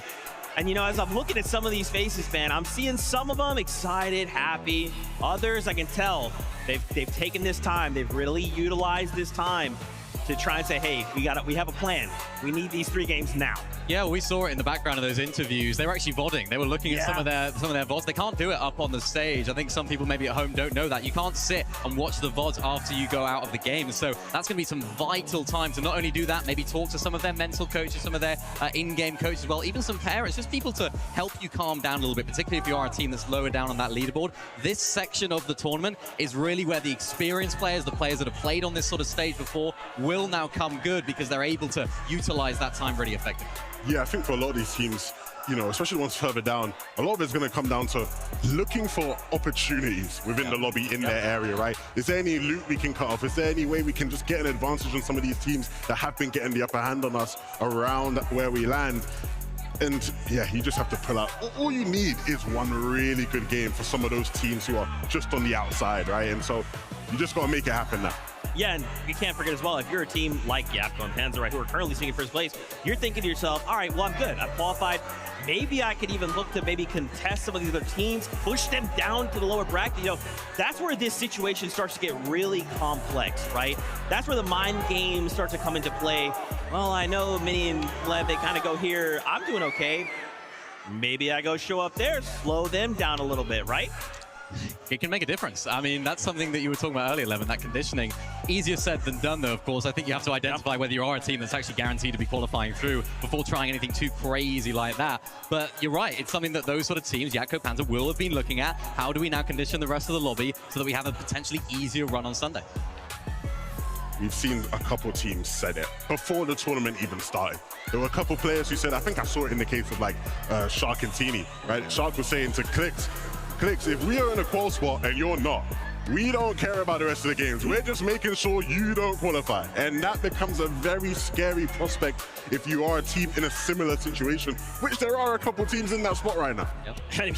Use that example though, right? Clicks and Higgs are thinking, okay, so game 1, we got it. It took a long time, but we wiped them, and now game 2, we come back, they clap back instantly. Like, what the heck? We have 3 games to try and put something together. And again, like, think about that day 2. Think about that lower bracket. Even if we use the same example of Clicks and Higgs, they're currently in that upper bracket, right? They suddenly drop down in the lower bracket. Well, their plans have changed. Maybe someone else is looking to come to Wonky. Maybe someone in the lower bracket says, hey, wait a minute. If they come down into the lower bracket, maybe we would be willing to contest Wonky, right? And that's just one duo, Lev.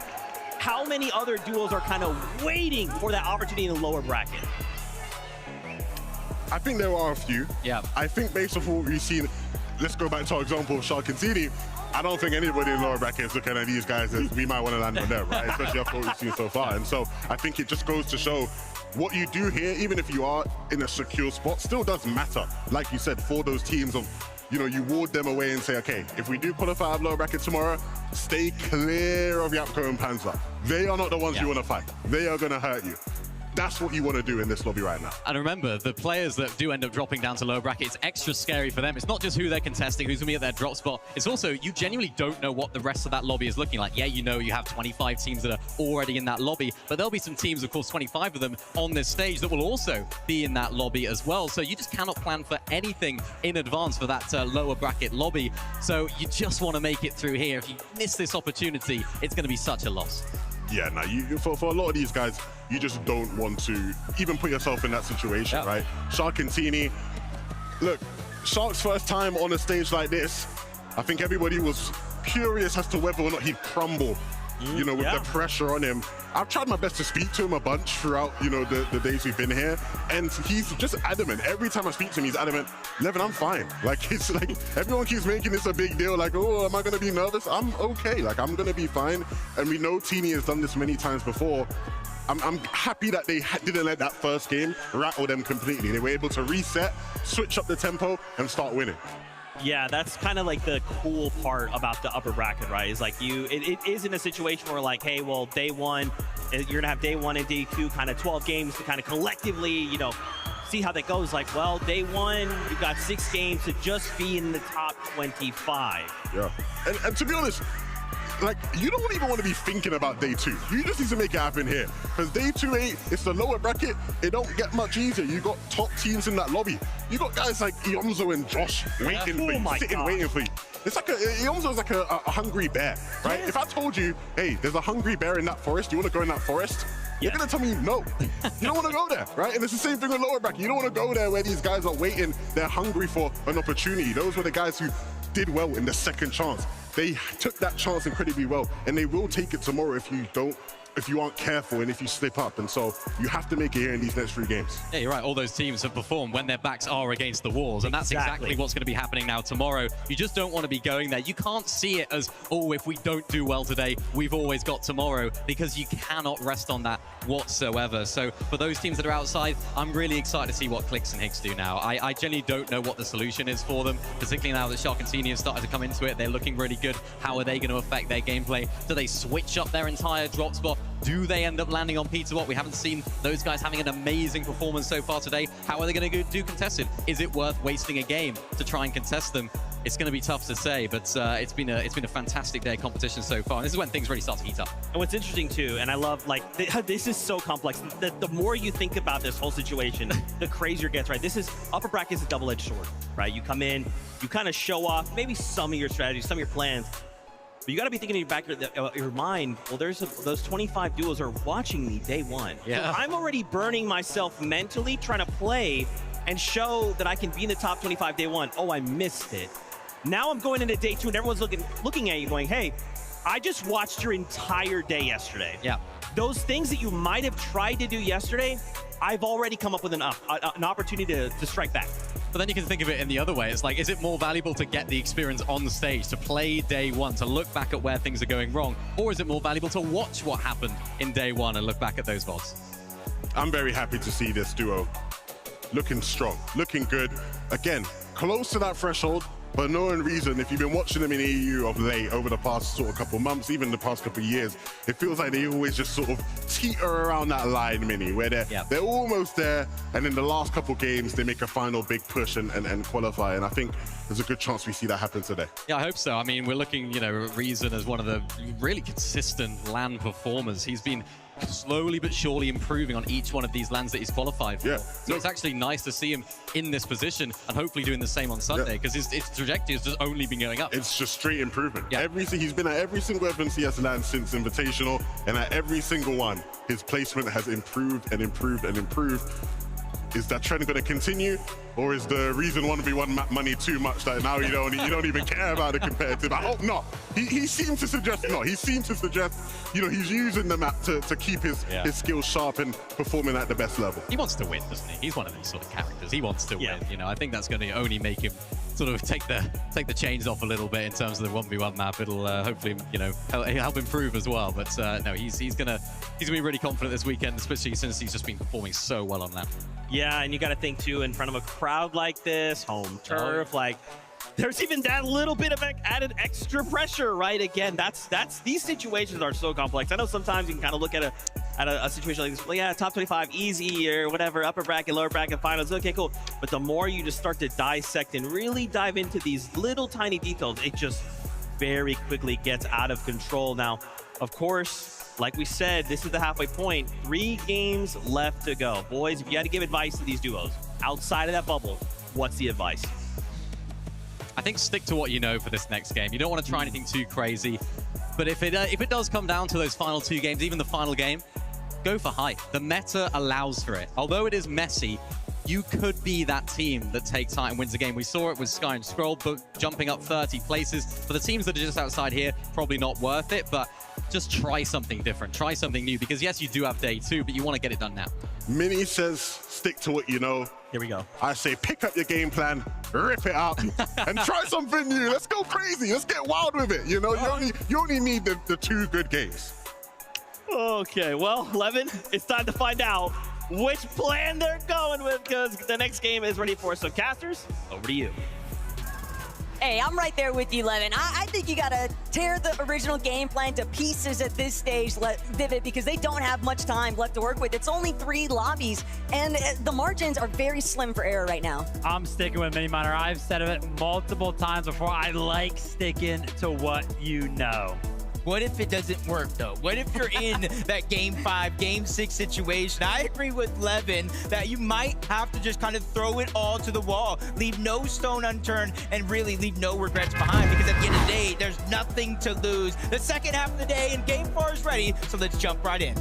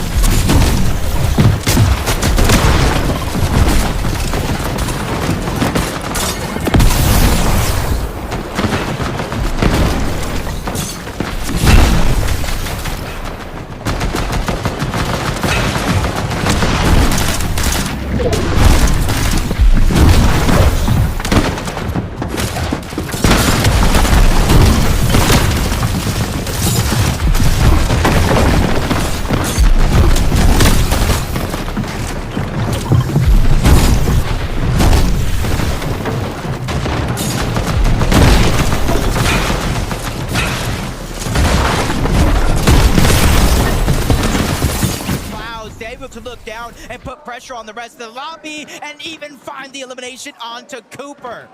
It's the last thing you want to see if you are in Reem Cooper's position, but Pete, he's just lost Pollo. Turning back, realizes that he's still getting aggressed by the rest of the lobby. That immediate focus proving to work against them, but Vico, Malabuka now frontside low. They're waiting to see just who they can actually snag up here. But first, Vico breaking ambushes. Peterbot still playing the low side, but he sees Malabuka, doesn't get a chance to actually fire the shot, but he comes straight to him, and that's going to be Madden instead that Pete converts into an elimination. He needed that material. The lobby's got to put a stop to Peterbot very soon, because when he gets rolling, it's hard to stop that guy. As we tune into the healthy duo of Kanata and Victor V, they're going to be taking hold of the mid ground right now and halting right now to go ahead and heal up. But Vico finds his demise. Gab0 is now going to have the low ground clean for himself. Yep, Peterbot now with no builds, forced to lurk down below, getting as much as he can out of the Fizz, but it's only so much before Sky and Scroll run him down. 4 eliminations here, just like I was speaking on Cold and Rapid a few games ago. Sky and Scroll could be one of those first teams for multiple wins here. Bahari, Cammy, they have 4 eliminations as well. They're starting to catch fire in this perfect moment. Top 7 situation. There's only 2 solos running around right now, and Kanata's one of them. But Kanata, he'll be forced to fall back, eat his last slice of pizza. He knows that he's got a team looking straight at him. It's Sky and Scroll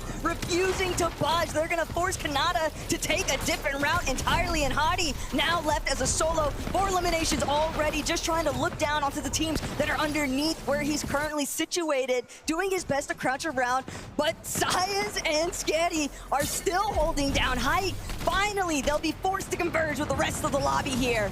Yeah, they started to feel the pressure. They felt like they were too high. They wanted to get into the mix. They dropped all the way down. They look for some shots. Sky and Scroll going to be amongst the duo that's going to be getting tagged right there. They have the advantageous ground. This is exactly where they want to be. But the solo is in the mix. He's trying to cause chaos. It's going to be damaged, but he cannot find the shot. Sky's going to pick him up, but not before falling down. And it's going to be scary up on the high ground to find the final elimination. They're going to be picking up the win here in game number 4. They fought for that high ground, and they earned that high ground, using that to turn it into a victory royale on one of the biggest stages of them all. Has to have them feeling on top of the world. That is without a doubt for sure, Frankie. Congratulations. Complete stand-up Sayas, Scary Sean. Here is the camera. Düsseldorf, please give it up for Sayas and Scary Sean. And you can see there are Spanish flags waving in the audience. What's it like to take a victory royale on your first ever LAN? Yeah, it feels like really nice to win a victory royale. We knew we were gonna win. Like, it was so easy. It's easier than a big one in Europe. Easier than you thought it was going to be. Again, we're seeing this with the high ground. Duos seem to be getting it for free. How did you know, though, that you could take it from Reet and Cooper? Because that was an incredible challenge. I mean, we just saw they was like kind of lost it, so we just used a soul wave and we killed them easily. I don't know. Well, I mean, you did eliminate Reet in order to take the high ground from them. What is next for you guys now? Because with a performance like that, you have to be qualified for Sunday. Do you think it's going to be so easy to take the trophy? Yeah, to be honest, yeah. To be honest? To be honest? Yeah, to be honest, yeah. Well, listen, we've got so many Spanish fans, as we've already heard in this audience, so please, one more time, give it up for Sayas and Scary Sean! We're going to head to a break.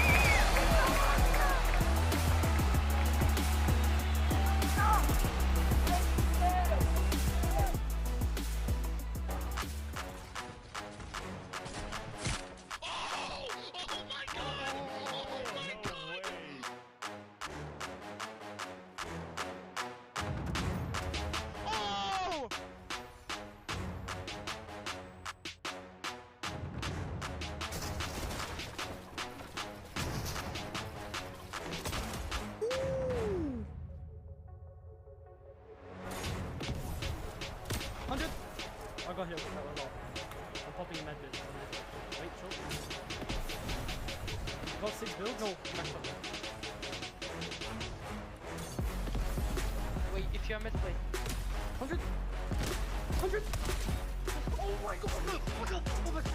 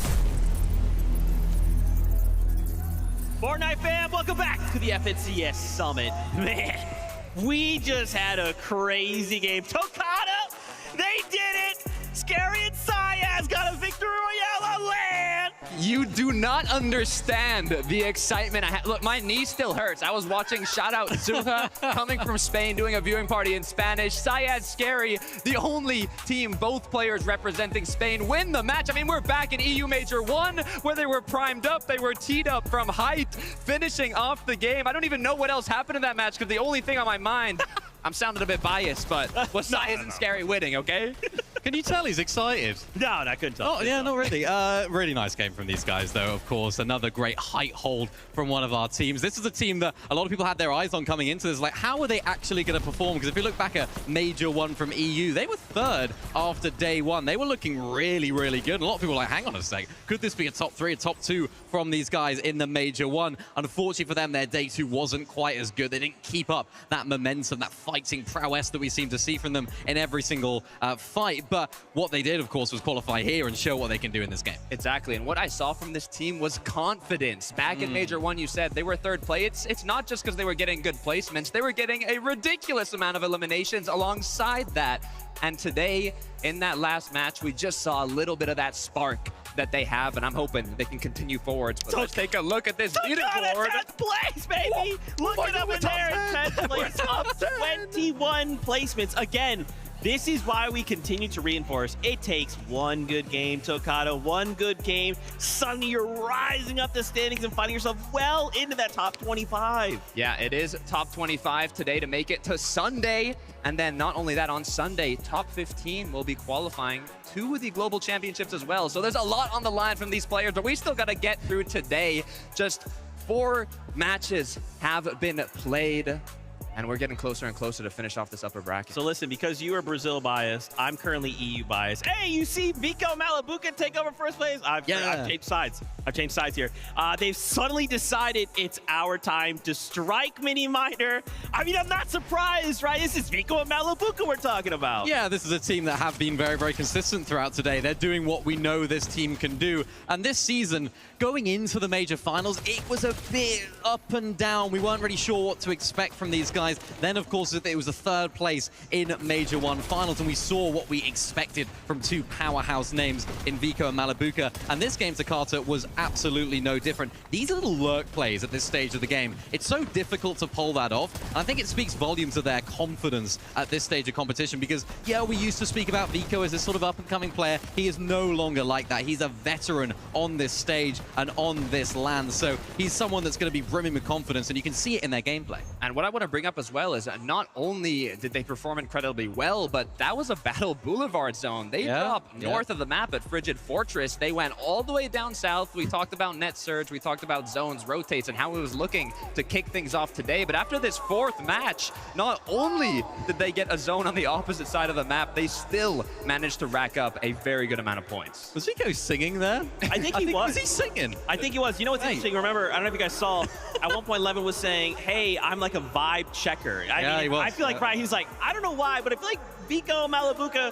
vibes are really, really high. Yeah. He nearly left him hanging there. That was He picked it up, though. He picked it up, though. Good. But seeing so much joy from, obviously, so much representation, I would just really quickly wanted to let you guys in on a little behind-the-scenes action.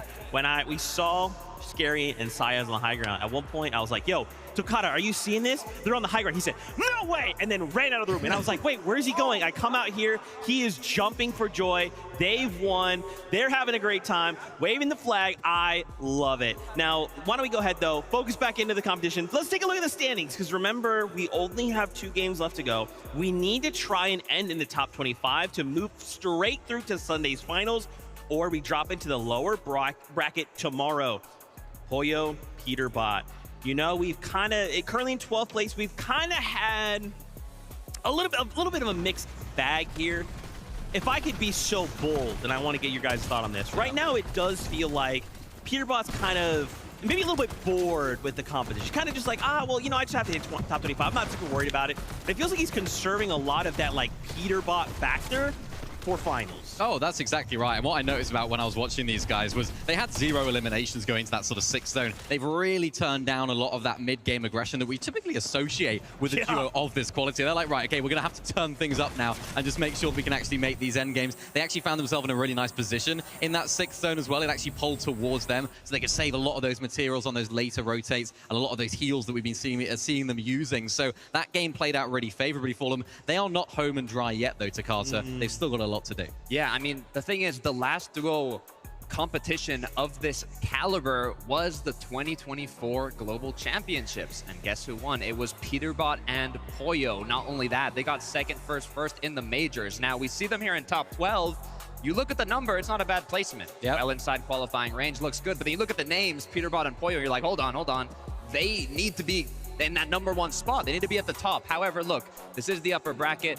You know, we can just feel things out in the match. I think where this duo will truly shine is if they make it on Sunday when they're truly battling for that trophy, for that #1 grand prize, and for that ticket to the Global Championship. Yeah, I mean, it's definitely kind of been in a situation, right, where we kind of keep seeing it go back and forth in solo situations. And both Peterbot, Pollo, they're doing what they need, right? It's like, hey, we're doing just kind of enough to make sure we're well up in that bubble. But let's come back to this bubble right now. Remember, top 25, that is currently the cutoff.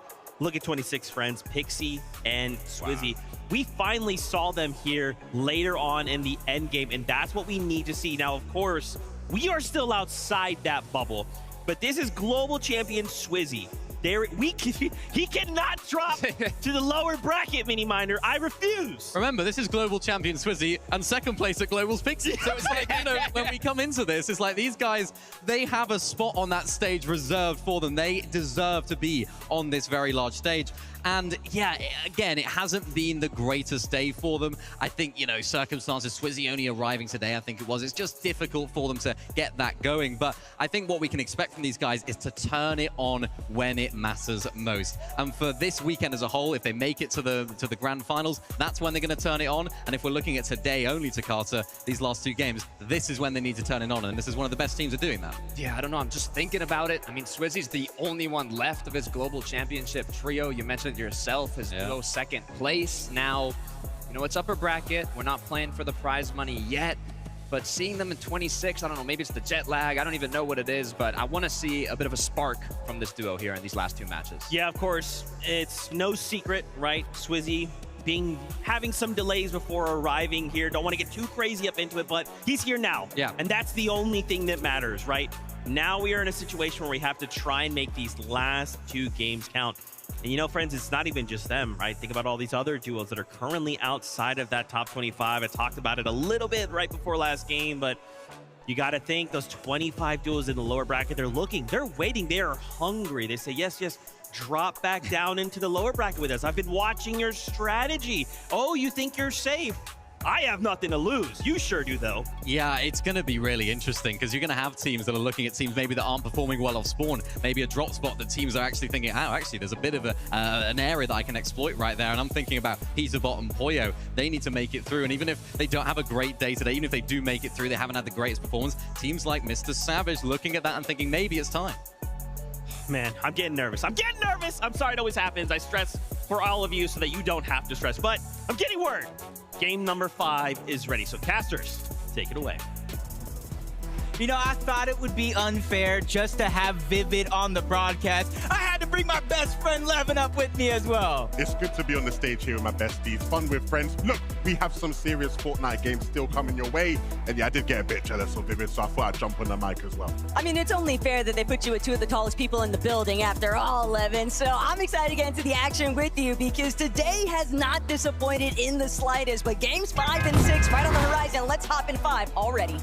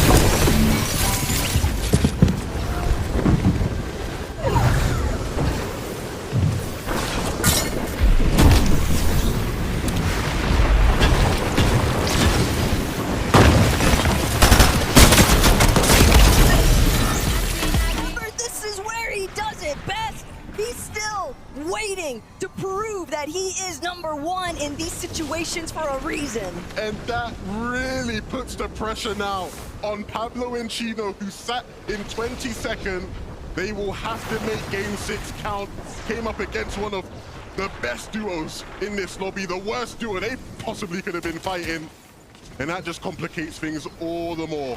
Yeah, this is one for Chino and Pablo. There's a lot of time here left on the table for them to kind of look back and see what went wrong and try to fix it. Giannis cheating over here. They're just trying to heal up. They took a little bit of a fight. You see they have that one elimination, but they're just not trying to get too greedy. Let's just take it one at a time, but we had to cut this one back cold. 9 HP, and it's counting down even further. That was the play right there. Pablo, what are you doing? This guy is just disgusting, man. He does it over and over again. And at the end of the day, ladies and gentlemen, that is what it looks like when you're looking for the best players in the game. Uh-oh. It looked like it was going to be NA on top, but instead the script has been flipped for Sky, Scroll, and Pete Pollo's conversation. Sky and Scroll, one elimination apiece, but it still looks as if some of these other duos are recognizing the fact that these teams that are leading, they're not in the same sort of pressure. They've already got their spots secured on the finals battle bus. Well, as I'm watching Sky and Scroll, I see the top left, the feed, Cold and Rapid go down to the zone. Too many fights too early. And we see how Peterbot actually fell. Fresh off for the reboot. He gets beamed out of the sky, basically leaving Pollo by himself. And a huge homing beacon when you go for those reboots. They know exactly where you're at. This is a tough spot right now, though. I'm surprised that we're actually witnessing Clix and Higgs above on the surge damage threshold, just barely sitting at 115, but more importantly, you just have to think back to when they initially tried to ambush Acorn and Bolts. It was unsuccessful, at least from where we last saw them. And so all of that time that they had invested, it's incredible that they were still able to salvage something from it.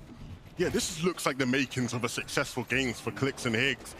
And actually, it's a bad thing for them now. Because going into next game, Shark and Teeny will do everything in their power to make sure they can't just run away and get away with it. So they're going to have to make this game count and get as many points out of it as they possibly can.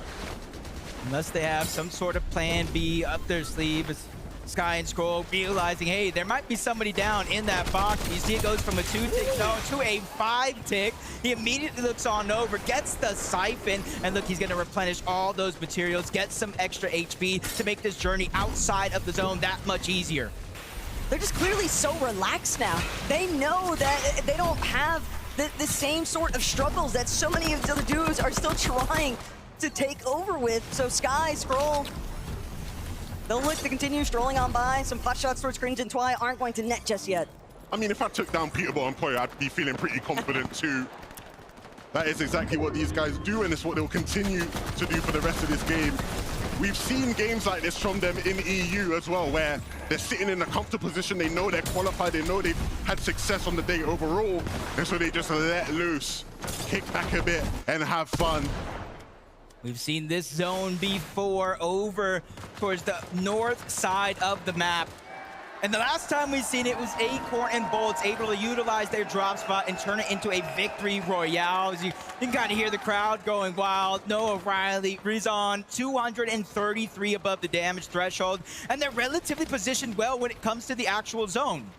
Big game for them. A lot of the players beneath them in that leaderboard dudding, which sets them up now with a good game here to secure themselves a spot in the final. Anything to get some sort of a buffer zone. And Clix Higgs, though, they have to really turn on the jets here. They need eliminations, and they need a strong placement in Game 5. Because just like you already highlighted, Lev, they are going to be absolutely keyed by Shark and Teeny. I refuse to imagine that there is a world that exists where that wouldn't take place. Yeah, I'm expecting a high take from them, an aggressive one at some point. They're going to do everything in their power to just win this game out, whatever that means. They're staying up on that hill, and especially with this type of a zone, they will want to keep themselves as elevated as possible to give themselves that option. Yeah, at least be one of the last teams to rotate off the mountain into that low ground to where they can just kind of build on top. keep themselves elevated. You want to stay away from the mess that is down below. Hari's feeling that as well. He just got taken out, separated too far from Cammy, and that's exactly when they're going to strike as Muzz and Speaks lurking around. You see they're very, very low on materials. They know Ahmed and his duo are on the other side. This is their only opportunity to strike, but Higgs has just been separated from Clicks. This is a big moment for the duo, but unfortunately, it's an even bigger moment now for Higgs.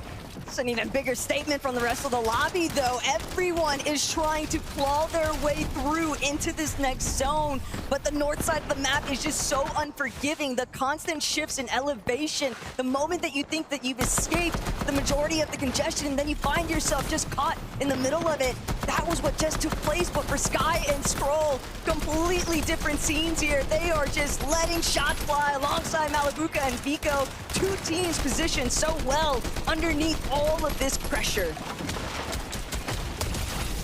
Muzz bouncing around below the damage threshold. He lost Sphinx, and even with that elimination there, he's still 200 below the damage threshold. Essentially a full elimination worth of damage, possibly more the way this thing is shaken out. But only 4 players need to go down. 4 individuals need to fall, and that's when Storm Surge will turn off and ease off the lobby.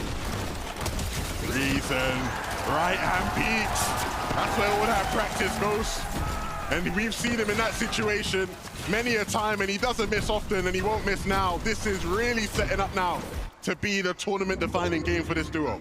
One of the only issues they had entering that last zone was just the threat of having not enough surge, but that's going to alleviate all of it. But Muzz, on the other hand, still sitting just at 86 points, but this is his best shot currently to overcome other duos in front of him with so much of the middle ground having been eliminated super early on. Muzz trying to do everything he can, just getting these last little ticks of HP, but Maddie is going to shut him down immediately. Yeah, he knew he was coming from the backside of zone, but he popped out through the bush. Marius really makes that moment count there. Higgs trying to do the same. 64 builds left, 1 big splash. It's not necessarily the best loadout, but for someone like Higgs who's been in these clutch situations before, it'll do. A tough task, but one that he definitely can overcome. He has the resources to do it, but it's about the execution now. Aminished and Harvey, they're trying to fight their way back into this tournament and make something of it. Pressure will be applied, but pressure will be returned. They will lose their height if they are not careful. And so now it's about scrapping to keep themselves in the game. It's really easy to just look down, but sometimes you have to remember to look behind you. You never know who might just be creeping up. And for Sky, Marius solos in this lobby, just looking to try and strike wherever they feel they're going to find their first elimination. But Javi and Minish, somehow, some way, even with material counts running out, have managed to hold on. Look at Higgs, though, setting himself all the way. Ultimate front side low, but can he actually lock down this position? Sacrificing the HP, even though he only had 1 splash, it was a necessary evil towards his game plan to give him better positioning right in front. Let the team and the rest of the lobby take each other down. You see Rezon and Noah Riley getting active here in this game, looking towards the backside of the zone, trying to find elimination, one that they need. It's the loot that they're after. They're almost flesh out. My God, Reason, what are you going to do next? But he can't hold strong. Noah Riley, though, still managing to steal, but no, it gets cut out. Still, 124 points. Is it enough of a jump to stay ahead of the pack? It might just be the case. All depends on what Damage and Darm decide to do next. Just how quickly are they going to take care of this lobby? And in a lobby of chaos right now, they look cool, calm, and collected. Acorn and Bolts are trying to find their own lane, and they'll drop all the way onto Elo. This is Higgs still trying to have a clutch up. He found a chug jug in the middle of all this chaos, and that's really keeping him alive. Top 10 grants you half of the placements on the board. Once you get in, that's the meat that you're after, and you need to get as much as possible. But Venno, Curve, they battle for the high ground. Big shots onto their opposition, and it does look like it's going to be theirs, but for how long? Because the aggression will not stop. Venno's always one for that drive-by damage. Relatively successful, too, because Curve and Venno have managed to stay based on top of height. Damage, Darm, on the other hand, trying to make their way forward. They know that there's a couple of teams right above them. It's Bolts, but the moment he peeks out, it's Venno and Curve. It's Bolts and Acorn, and now Darm left to fend for himself, trying to see if he could take out either Bolts or Acorn, but there are just not many opportunities. The right side peek finally gonna get it, and Darm has managed to find his refresh. The plow will continue. He doesn't mind that Damage has gone down. He knows he has everything in his arsenal to keep on hitting shots. Curve below him, Acorn above as well. He has to try find the layer to stay alive. Cringe, Twy, they're the only duo left in this game, but they are not healthy, especially compared to some of the solo players that we're seeing. Acorn goes up, tries to chop out High, but that is his demise. But it costs Twy everything. He goes down to Curve. It's all solos left alive here, and this is Curve. Big moment. 9 eliminations, victory royale, making mom and dad proud.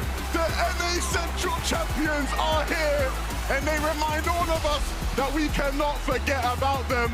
A big win for Venno and Curve that solidifies a spot in the Sunday final. All right then, guys. Curve, how does it feel to get your first victory royale on LAN? Feels great. I mean, I just eliminated everyone. I just popped off. What was that like for you, Venno, having to watch Curve clutch it on his own? I'm not gonna lie, we were just running around. I'm having fun. He's crazy. We're seeing you having so much fun. What's interesting to me, though, is it's a little bit like Major 1, where day 1, you guys were kind of subtly working your way up the leaderboard. Obviously, there's just one more game before the leaderboard resets. But has your plan been to take it easy and just guarantee Championship Sunday? The plan was to qual by whatever means possible, try not to show any plans, and just have some fun. I was laughing during that game. I don't know if he likes that. And what's it like hearing Venno call on LAN? Is it different to when you're online? Yeah, he's so locked in. Like we're the best. You do seem like you're feeling yourselves. How is Curve doing in your thoughts? What's your rating? I think he's taken to it pretty well. Obviously, we've not played much finals recently, so it's good to get some practice in. It's great to see you guys thriving here on LAN. Congratulations. Everyone, please, Curve and Venno! We're going to head to a break. After this game, we'll know who's qualified for Sunday.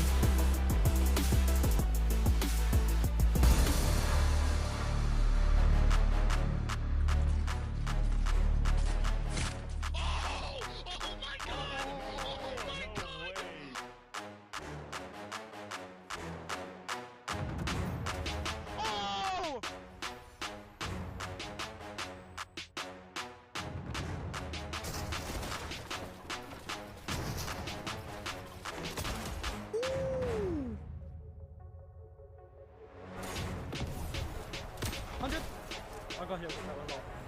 I'm popping a med bit. Wait, short. Got 6 builds? No, maxed up. Wait, if you're mid, wait. 100! 100! Oh my god! Oh my god! Oh my god!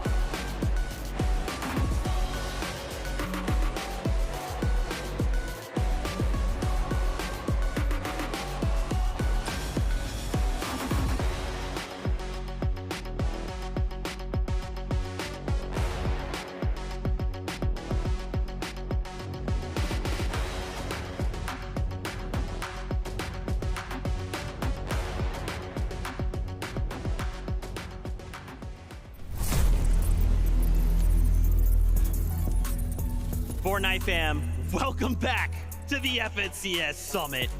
We just watched a crazy clutch out of Curve, a solo clutch.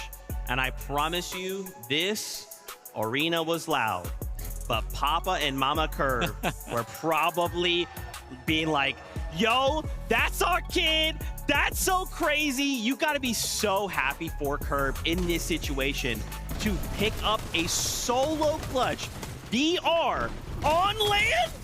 I mean, what a way to announce yourself to the land stage, right? You know, this is how it's done. I think a lot of people would have had questions about Veno, an established EU player moving over to NAC and then deciding to play with an unproven talent, a promising talent in Curve.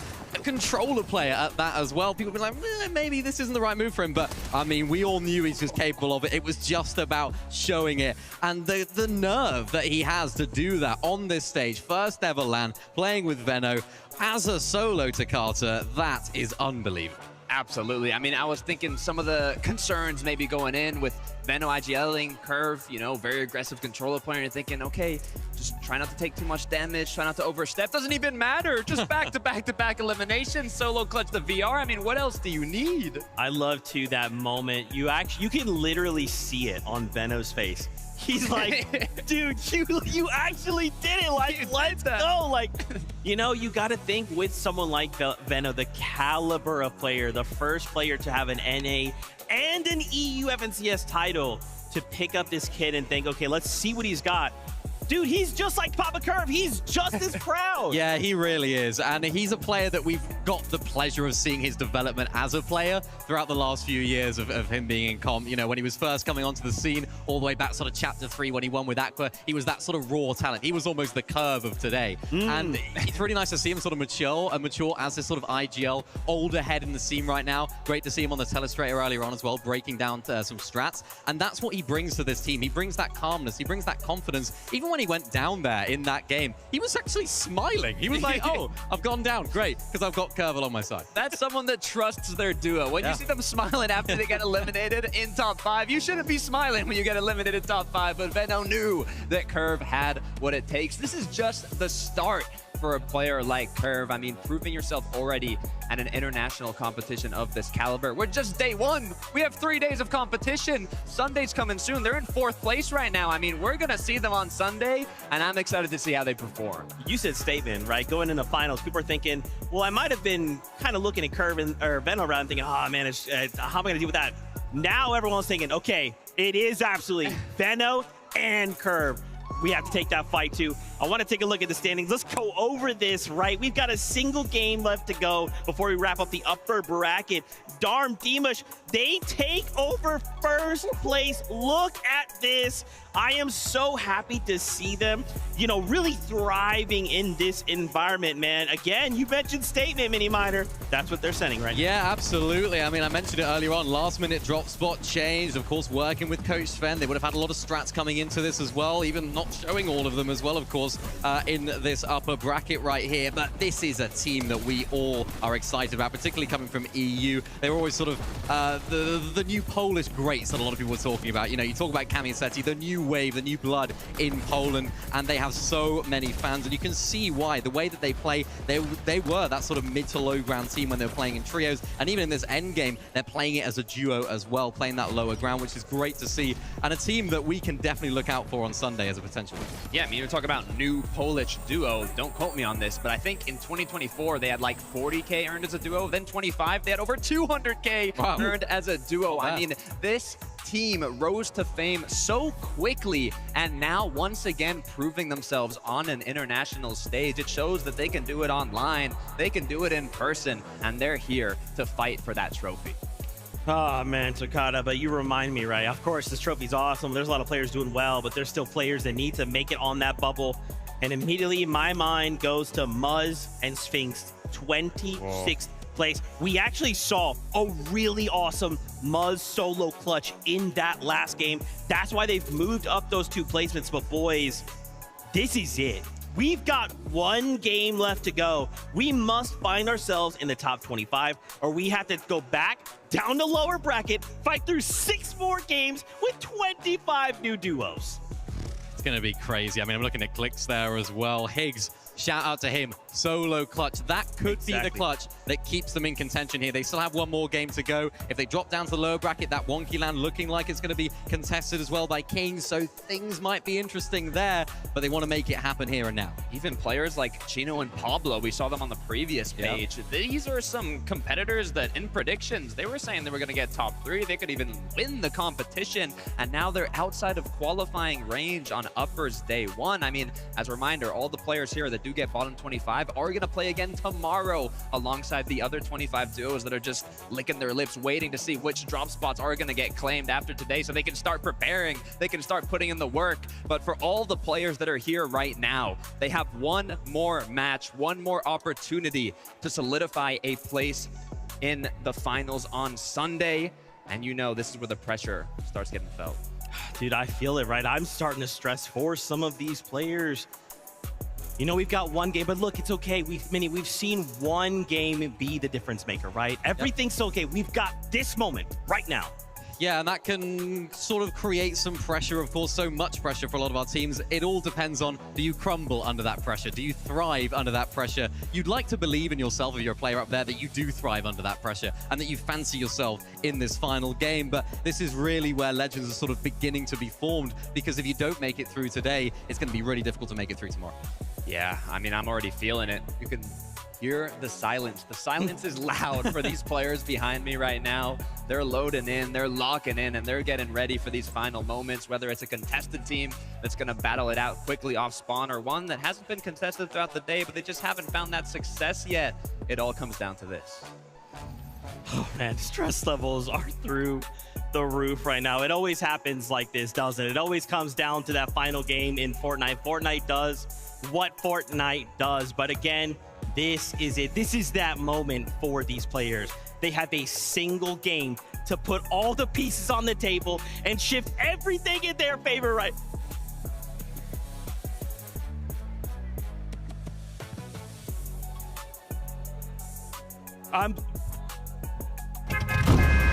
No. Guys, I have word of an announcement. We have to go to game number 6. I'm sorry to leave you hanging, but we need to see how this ends. I'll tell you about this after. Caster's take it away. What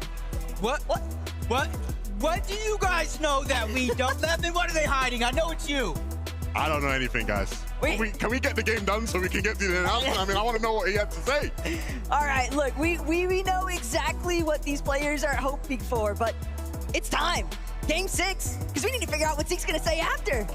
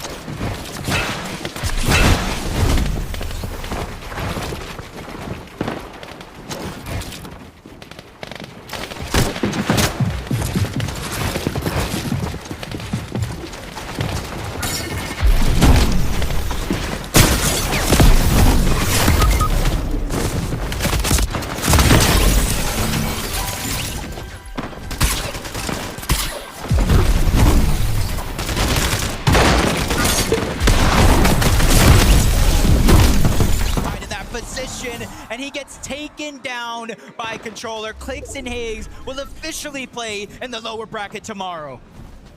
And I hate to be the bearer of bad news here, but for Clix especially, all I can do is think back right now to 2023, and it's hard to not let history repeat itself sometimes. Doesn't have the best history when it comes to lower brackets. And so we'll see if he's learned from the 2023 rules. Marius, an eye drop. Shino, up alone. It's not been the best day from EU's second place team. And we might just have to see them perform again on this stage tomorrow to make up for it. This is that point in the game, 7th zone. Whether you're barely inside of that bubble or outside altogether, you're really going to be tested. Everything you know about Fortnite, both in the physical gameplay and the mental capacity, is really going to be pushed to the limit. And that's where you see iDrop, Marius, 86 points just outside of that bubble, trying to find a sweet spot inside of the zone. They're 128 below the damage threshold. The silver lining is only 2 players need to go down before it deactivates, and there's one. Feels like the bubble's burst though, Jacob. I mean, all the teams above them on the bubble, all the teams below them falling. And so it's really setting up to be a game for them, but Swizzy in the feed goes down, and so Pixie down as well. I mean, tomorrow's lower bracket is looking stacked right now, Taco. I mean, you can see the frustration in Pixie's player cam. The expectations would have never left you in this kind of situation, but reason, he's not worried about what everyone else is going through right now. He's only focused on what's in front of him. That first one has already been successfully completed, and now he just needs more. This is a man who has no intention whatsoever of playing in that lower bracket. He wants to get the job done tonight. Peterbot and Poyo finally on the high ground. They've been through so many trials and tribulations throughout day number 1, but have yet to pick up that victory royale. They have 7 eliminations. This is the big stage. Can they do it? iDrop and Marius are surely trying to pull themselves within that bubble. Another elimination, 96 points, but they're taking shots from all around, drop down to 26 HP. They're even separated for this last couple of seconds. Can they find a way back? No, they can't. Marius goes down. But in the final hour, it's still iDrop left standing. You have to remember, he's been doubted all year long so far. Can he finally pull things through? iDrop called so often the baggage next to Medius, and now he has a shot to redemption here. Looking to find an elimination. If he can get the refresh, it would certainly continue this journey forward, but he's forced to drop all the way to low ground, and he can't make it back up. iDrop and Medius are out.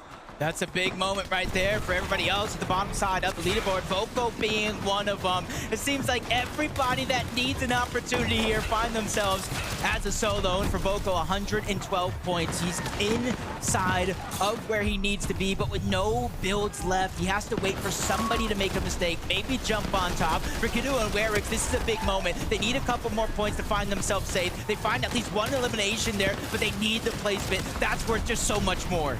Just knowing that so many top dogs, though, are the main ones left standing. You've got both ends of the spectrum currently competing against each other. Peterbot's gonna take out Kanata, though. That's just one less opponent that a duo like Werix and Kiduo have to worry about. Cammy, Hadi now losing all of their shields. Peterbot's tracking as strong as ever, but now circling back down. Kiduo and Werix, they've drawn so much attention to themselves with the Flowberry Mist Grenade. Time is running out for this duo. They need to make a play and fast. You cannot just sit in your box when you have no materials. There are opportunities for them to find the refresh they need, but they have to get creative now. Yeah, Lewa, Romero trying to do just that, using the overdrive shockwave simply for the effect. They drop down towards the front side of zone, but they're a layer above a whole nother duo that they have to watch out for, as Werix here's elimination, scrambles for the loot, but he gets taken down going for it. Cammy gets another elimination. Inside of the top 6 we go. Scroll, Sky, waiting to see who's gonna step up to the plate next. Sky, very rare miss there, but it might actually be exactly what BOT needed, just trying to see if he can continue carrying things through. He needs to see if they can survive. One of the few healthy duos left in this one. Romero now will try his best to continue this elimination spree going. Cammy and Hari, they have something to say about Sky and Stroll's low ground dominance. And you have to remember, with all this happening, Pete and Poyo still waiting in the wings above to try and squeeze this lobby dry. And now it's Cammy and Hari shutting them out. But how will they get back up the hill? Cammy with 6 limbs, out of character for him, not out of character for Stroll to get bigger limbs though. Takes Peterbot down. Cammy gets knocked, he can't get back up. And so it's up to Stroll to do what Sky did earlier. I was going to say it's our top 3 teams remaining, but everybody's stuck as solos, and it comes down to a 1v1. Hari here in this situation against Poyo. Remember, neither one of these teams have gotten the big win that they're known for, and Poyo with no builds, forced to drop down below, trying to fire back onto Hari, who has the high ground. Good damage being landing, but Hari's just landing so much more pressure, trying to force Poyo outside of the zone, but there's a couple of seconds left before that play comes to fruition. Chug going to be used for Poyo, giving himself just a little bit more time, but the zone is pulling up and over the hill. For Hari, he has a huge advantage in terms of positioning. The zone is just eating Poyo alive, one tick after the next. He finally makes his way in, but it doesn't last long. Hari and Cammy clutch out game 6. There are only so many options left there for Poyo. Even with that 20 left in the Chug, it simply wasn't going to be enough. The repositioning from Hardy to remain on high ground was ultimately what sealed the deal for their fates here today. So Frankie, let's hear it from them. Thank you so much. Stand up, please, boys. You just got a victory royale. Hari, talk to me about that end game. Playing it as a solo, you played it perfectly. Yeah, I mean, I just solo clutched well, and that's it. Cammy, I feel like we saw you clutching it out during the major finals, but now you're seeing your teammate Hari do it on LAN. What were you thinking when you were watching him clutch? I was sure that he was going to win because he was on the high ground naked mats, and the guy other didn't have anything, so it was a free win. And when Hari is doing his thing on his own, are you talking him through it? Yeah, I'm always trying to help him, and yeah, it was easy. Well, you guys are definitely qualified for Championship Sunday. It's a position you know very well, Cammy. Congratulations to the two of you. Dusseldorf, please give it up for Cammy and Hari! We're going to head to the desk. Wow. Takada, we've seen it all from Cammy and Hari, right? We talked earlier. Wait a minute there, we're seeing them on height. That's crazy. Wait a minute, we got a VR in game number 6 out of them now. I'm seeing them extremely confident. Remember, they were going against Peterbot and Poyo in those final moments. That's also where they landed at the start of the match. Both duos around Squibbly, and they ended as well in that clash, but Cammy, Hari were the ones that came out on top. Now, both teams there, I believe they did have enough points to make it into that top 25, so we'll have to see if that clash continues on Sunday. Yeah, it's what you expect. It's Cammy, it's LAN, it's what he does. I mean, this guy's the LAN GOAT. You can see just from his gameplay, you just know with Cammy as well that he's got some things cooking up for the grand finals. Nice to see these guys picking up a win as well. They're a team that you don't necessarily associate with huge, massive elimination wins. But this one, what's that? 8, 9 eliminations. Really, really nice from them. And ultimately, it was, of course, the zone that ended up taking down Poyo at the end. But they did enough. And for them, it's just about getting across the line into the finals. And what I love about this is look at the players they took out. They took out Poyo. They took out some of the top. And quick look at the leaderboard now. Number 1 is still going to be Diemish and Darm. Zeke, what are you seeing? Takada, I'm seeing this top 5 looks a little heavy in one of the regions, and it's not NA. My heart breaks though because production's pushing me through this top 75 to see which duos did not make it. Here we go. Marius, iDrop just pushed out 106 points, and it was a tie as well of all things. But it looks like Darkos, Minori will make it through. But so many other duos are now thinking, Mini Miner, well, I have to take it to lower bracket. I will have 6 games. Stress all-time high, 25 duos. Am I going to the same spot? Is someone now contesting me? So many questions in the back of their minds. Look at this page. Yeah. That page just went there. Swizzy, Pixie, Clicks. There's so many big names that you wouldn't look out of place in the top 10 haven't qualified through to Caster. Look, what I have on my mind right now in terms of Clicks Higgs, I'm looking at the lower bracket, the team at Wonky, It's King and Phaser from Brazil representing Argentina. Then we also have Dark Dominion, where Swizzy is dropping its Aviv and Cam. So we've got these lower bracket duos that are now looking at what their competition is going to be going into tomorrow. And all they got to do tonight is that homework. Oh man, it's scary stuff. There's other things obviously that did happen in that game. You know, Peterbot Pollo, yo, we saw some moves, right? These guys were looking to make some things happen up on that high ground. Peterbot finally saying, all right, I guess I'll try going into this last game, you know? Yeah, this is a team that we have to keep our eyes on for the grand finals. They're a team that we haven't seen enough of today, I feel like. You know, we've seen some good glimpses of gameplay. We've seen some good glimpses of what we may have associated with Peterbot and Pollo of the past. This one is probably a prime example of that, dominating the game, pressing all the players and the teams all the way down on low ground, doing what Peterbot does best. That elimination right there, just textbook Peterbot. And they're a team that I still think has a lot in the locker as well. You know, ultimately for them it was about getting through. But they're a team that still can win it all. They don't have, of course, now Clicks going to be contesting them off spawn. They don't know how they don't sort of have that confusion going into the day. Where's Clicks going to be landing now when it comes to tomorrow? That's another question to answer, but they've done it. What's on my mind are those expectations I was talking about at the start of the day. I mean, expectations only last for so long, and if they're not matching how they performed in 2025 and 2024, the expectations won't stay there forever. Now, this is an upper bracket. They made it through. They did what they had to do.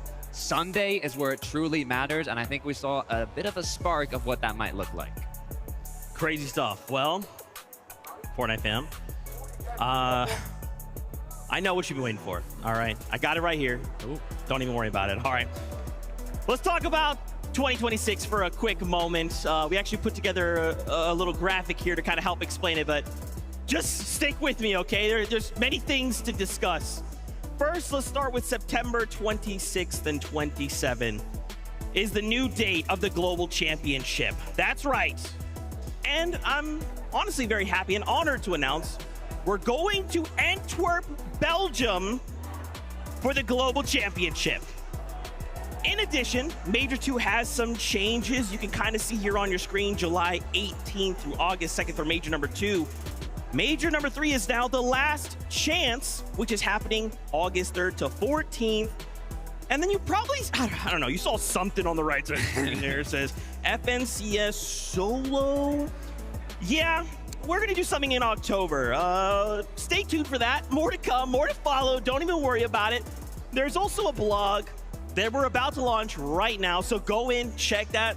There's a couple extra little things there, like power rankings and some ranked updates, but if you want to know more, that is where you want to go. And of course, tickets, pre-registration, live right now. Antwerp, Belgium. Fortnite fan, get ready. We about to have some chocolate and waffles. Mini Miner, Tokata. How do you feel about that information? Wow, hyped, I think, really. You know, the Global Championships, Antwerp, Belgium. I've never been, so I'm excited to, you know, see what that's going to be like. You know, FNCS Solo. That is the thing that I'm looking at. I'm like, well, hang on, Solo? I figured I figured that's where you guys would go. Yeah. I mean, Solos are great, Takata, because you get to see a lot of talent coming through that you don't necessarily get to see in the duos and trios format. There's no teams to rely on. There's no teammates to carry you. It's just you. So Solos, wow. I mean, some of the most iconic names in Fortnite competitive have come from solo events. Booga, Tayson. I mean, there's so many big names. And I'm trying to think, when's the last time we had a solo event, you know, at an FNCS level? So this is something I am very excited to see. And also now with this new generation of players, I mean, we got players like Shark, 14 years old, leading the pack on EU almost. I mean, there's so many big things to come. Well, Fortnite fam, we hope y'all have been really excited about that information. You probably have questions. That's okay. Again, go check out the blog. It's going to have a ton of information for y'all to break down, to pick apart, and look into. And over the weekend, we'll be reminding you of this because it's pretty big news. Obviously, this does start to wrap up day number 1, the upper bracket mini minor. Let's start with you. you know, how did this meet your expectations? Did it exceed? What are your kind of thoughts? I mean, it's a lot to process with finding out this other stuff. Oh yeah, we have a competition we play today. Right. No, it was, I mean, what a day of competition it was. I think coming from EU this season, there've been a lot of surprises and a lot of just shock moments. And I think today has kind of replicated that in so many ways. We've seen teams that we expected to do well, not finding themselves in that top 25. Teams that some people have tipped to win the entire weekend, now having to play in the lower bracket. Took so many people, and myself included, by surprise. And even some of the smaller teams as well, rising up through. Players you don't expect to do so well, players that are playing their first LAN, shining through. Looking at you, Curve there. Wow, what a day it's been. I mean, I'm thinking of our global champion from 2025, the only remaining global champion playing here today, which is Swizzy, alongside Pixie, unable to make it. Clicks Higgs. I mean, we are going to have some interesting off-spawn engagements. Swizzy, Pixie land at Dark Dominion, and that's where Aviv and Cam have marked right now in the lower bracket. Clicks Higgs. They've been landing wonky. They said squibbly, but they were going wonky. And that's where King and Phaser from Brazil are landing. So this is definitely going to get heated tomorrow. Yeah, man. I mean, you know, again, it's tough, but it's okay. We still have one day, 6 games in that lower bracket. But for those 25 duos heading down there, they're going to have to go back to the drawing board just like we will, right? There's much to look at over tonight. But for now, we say goodbye. Until tomorrow at the lower bracket, Fortnite fam. We love you. Keep yourself safe. See you on that battle bus.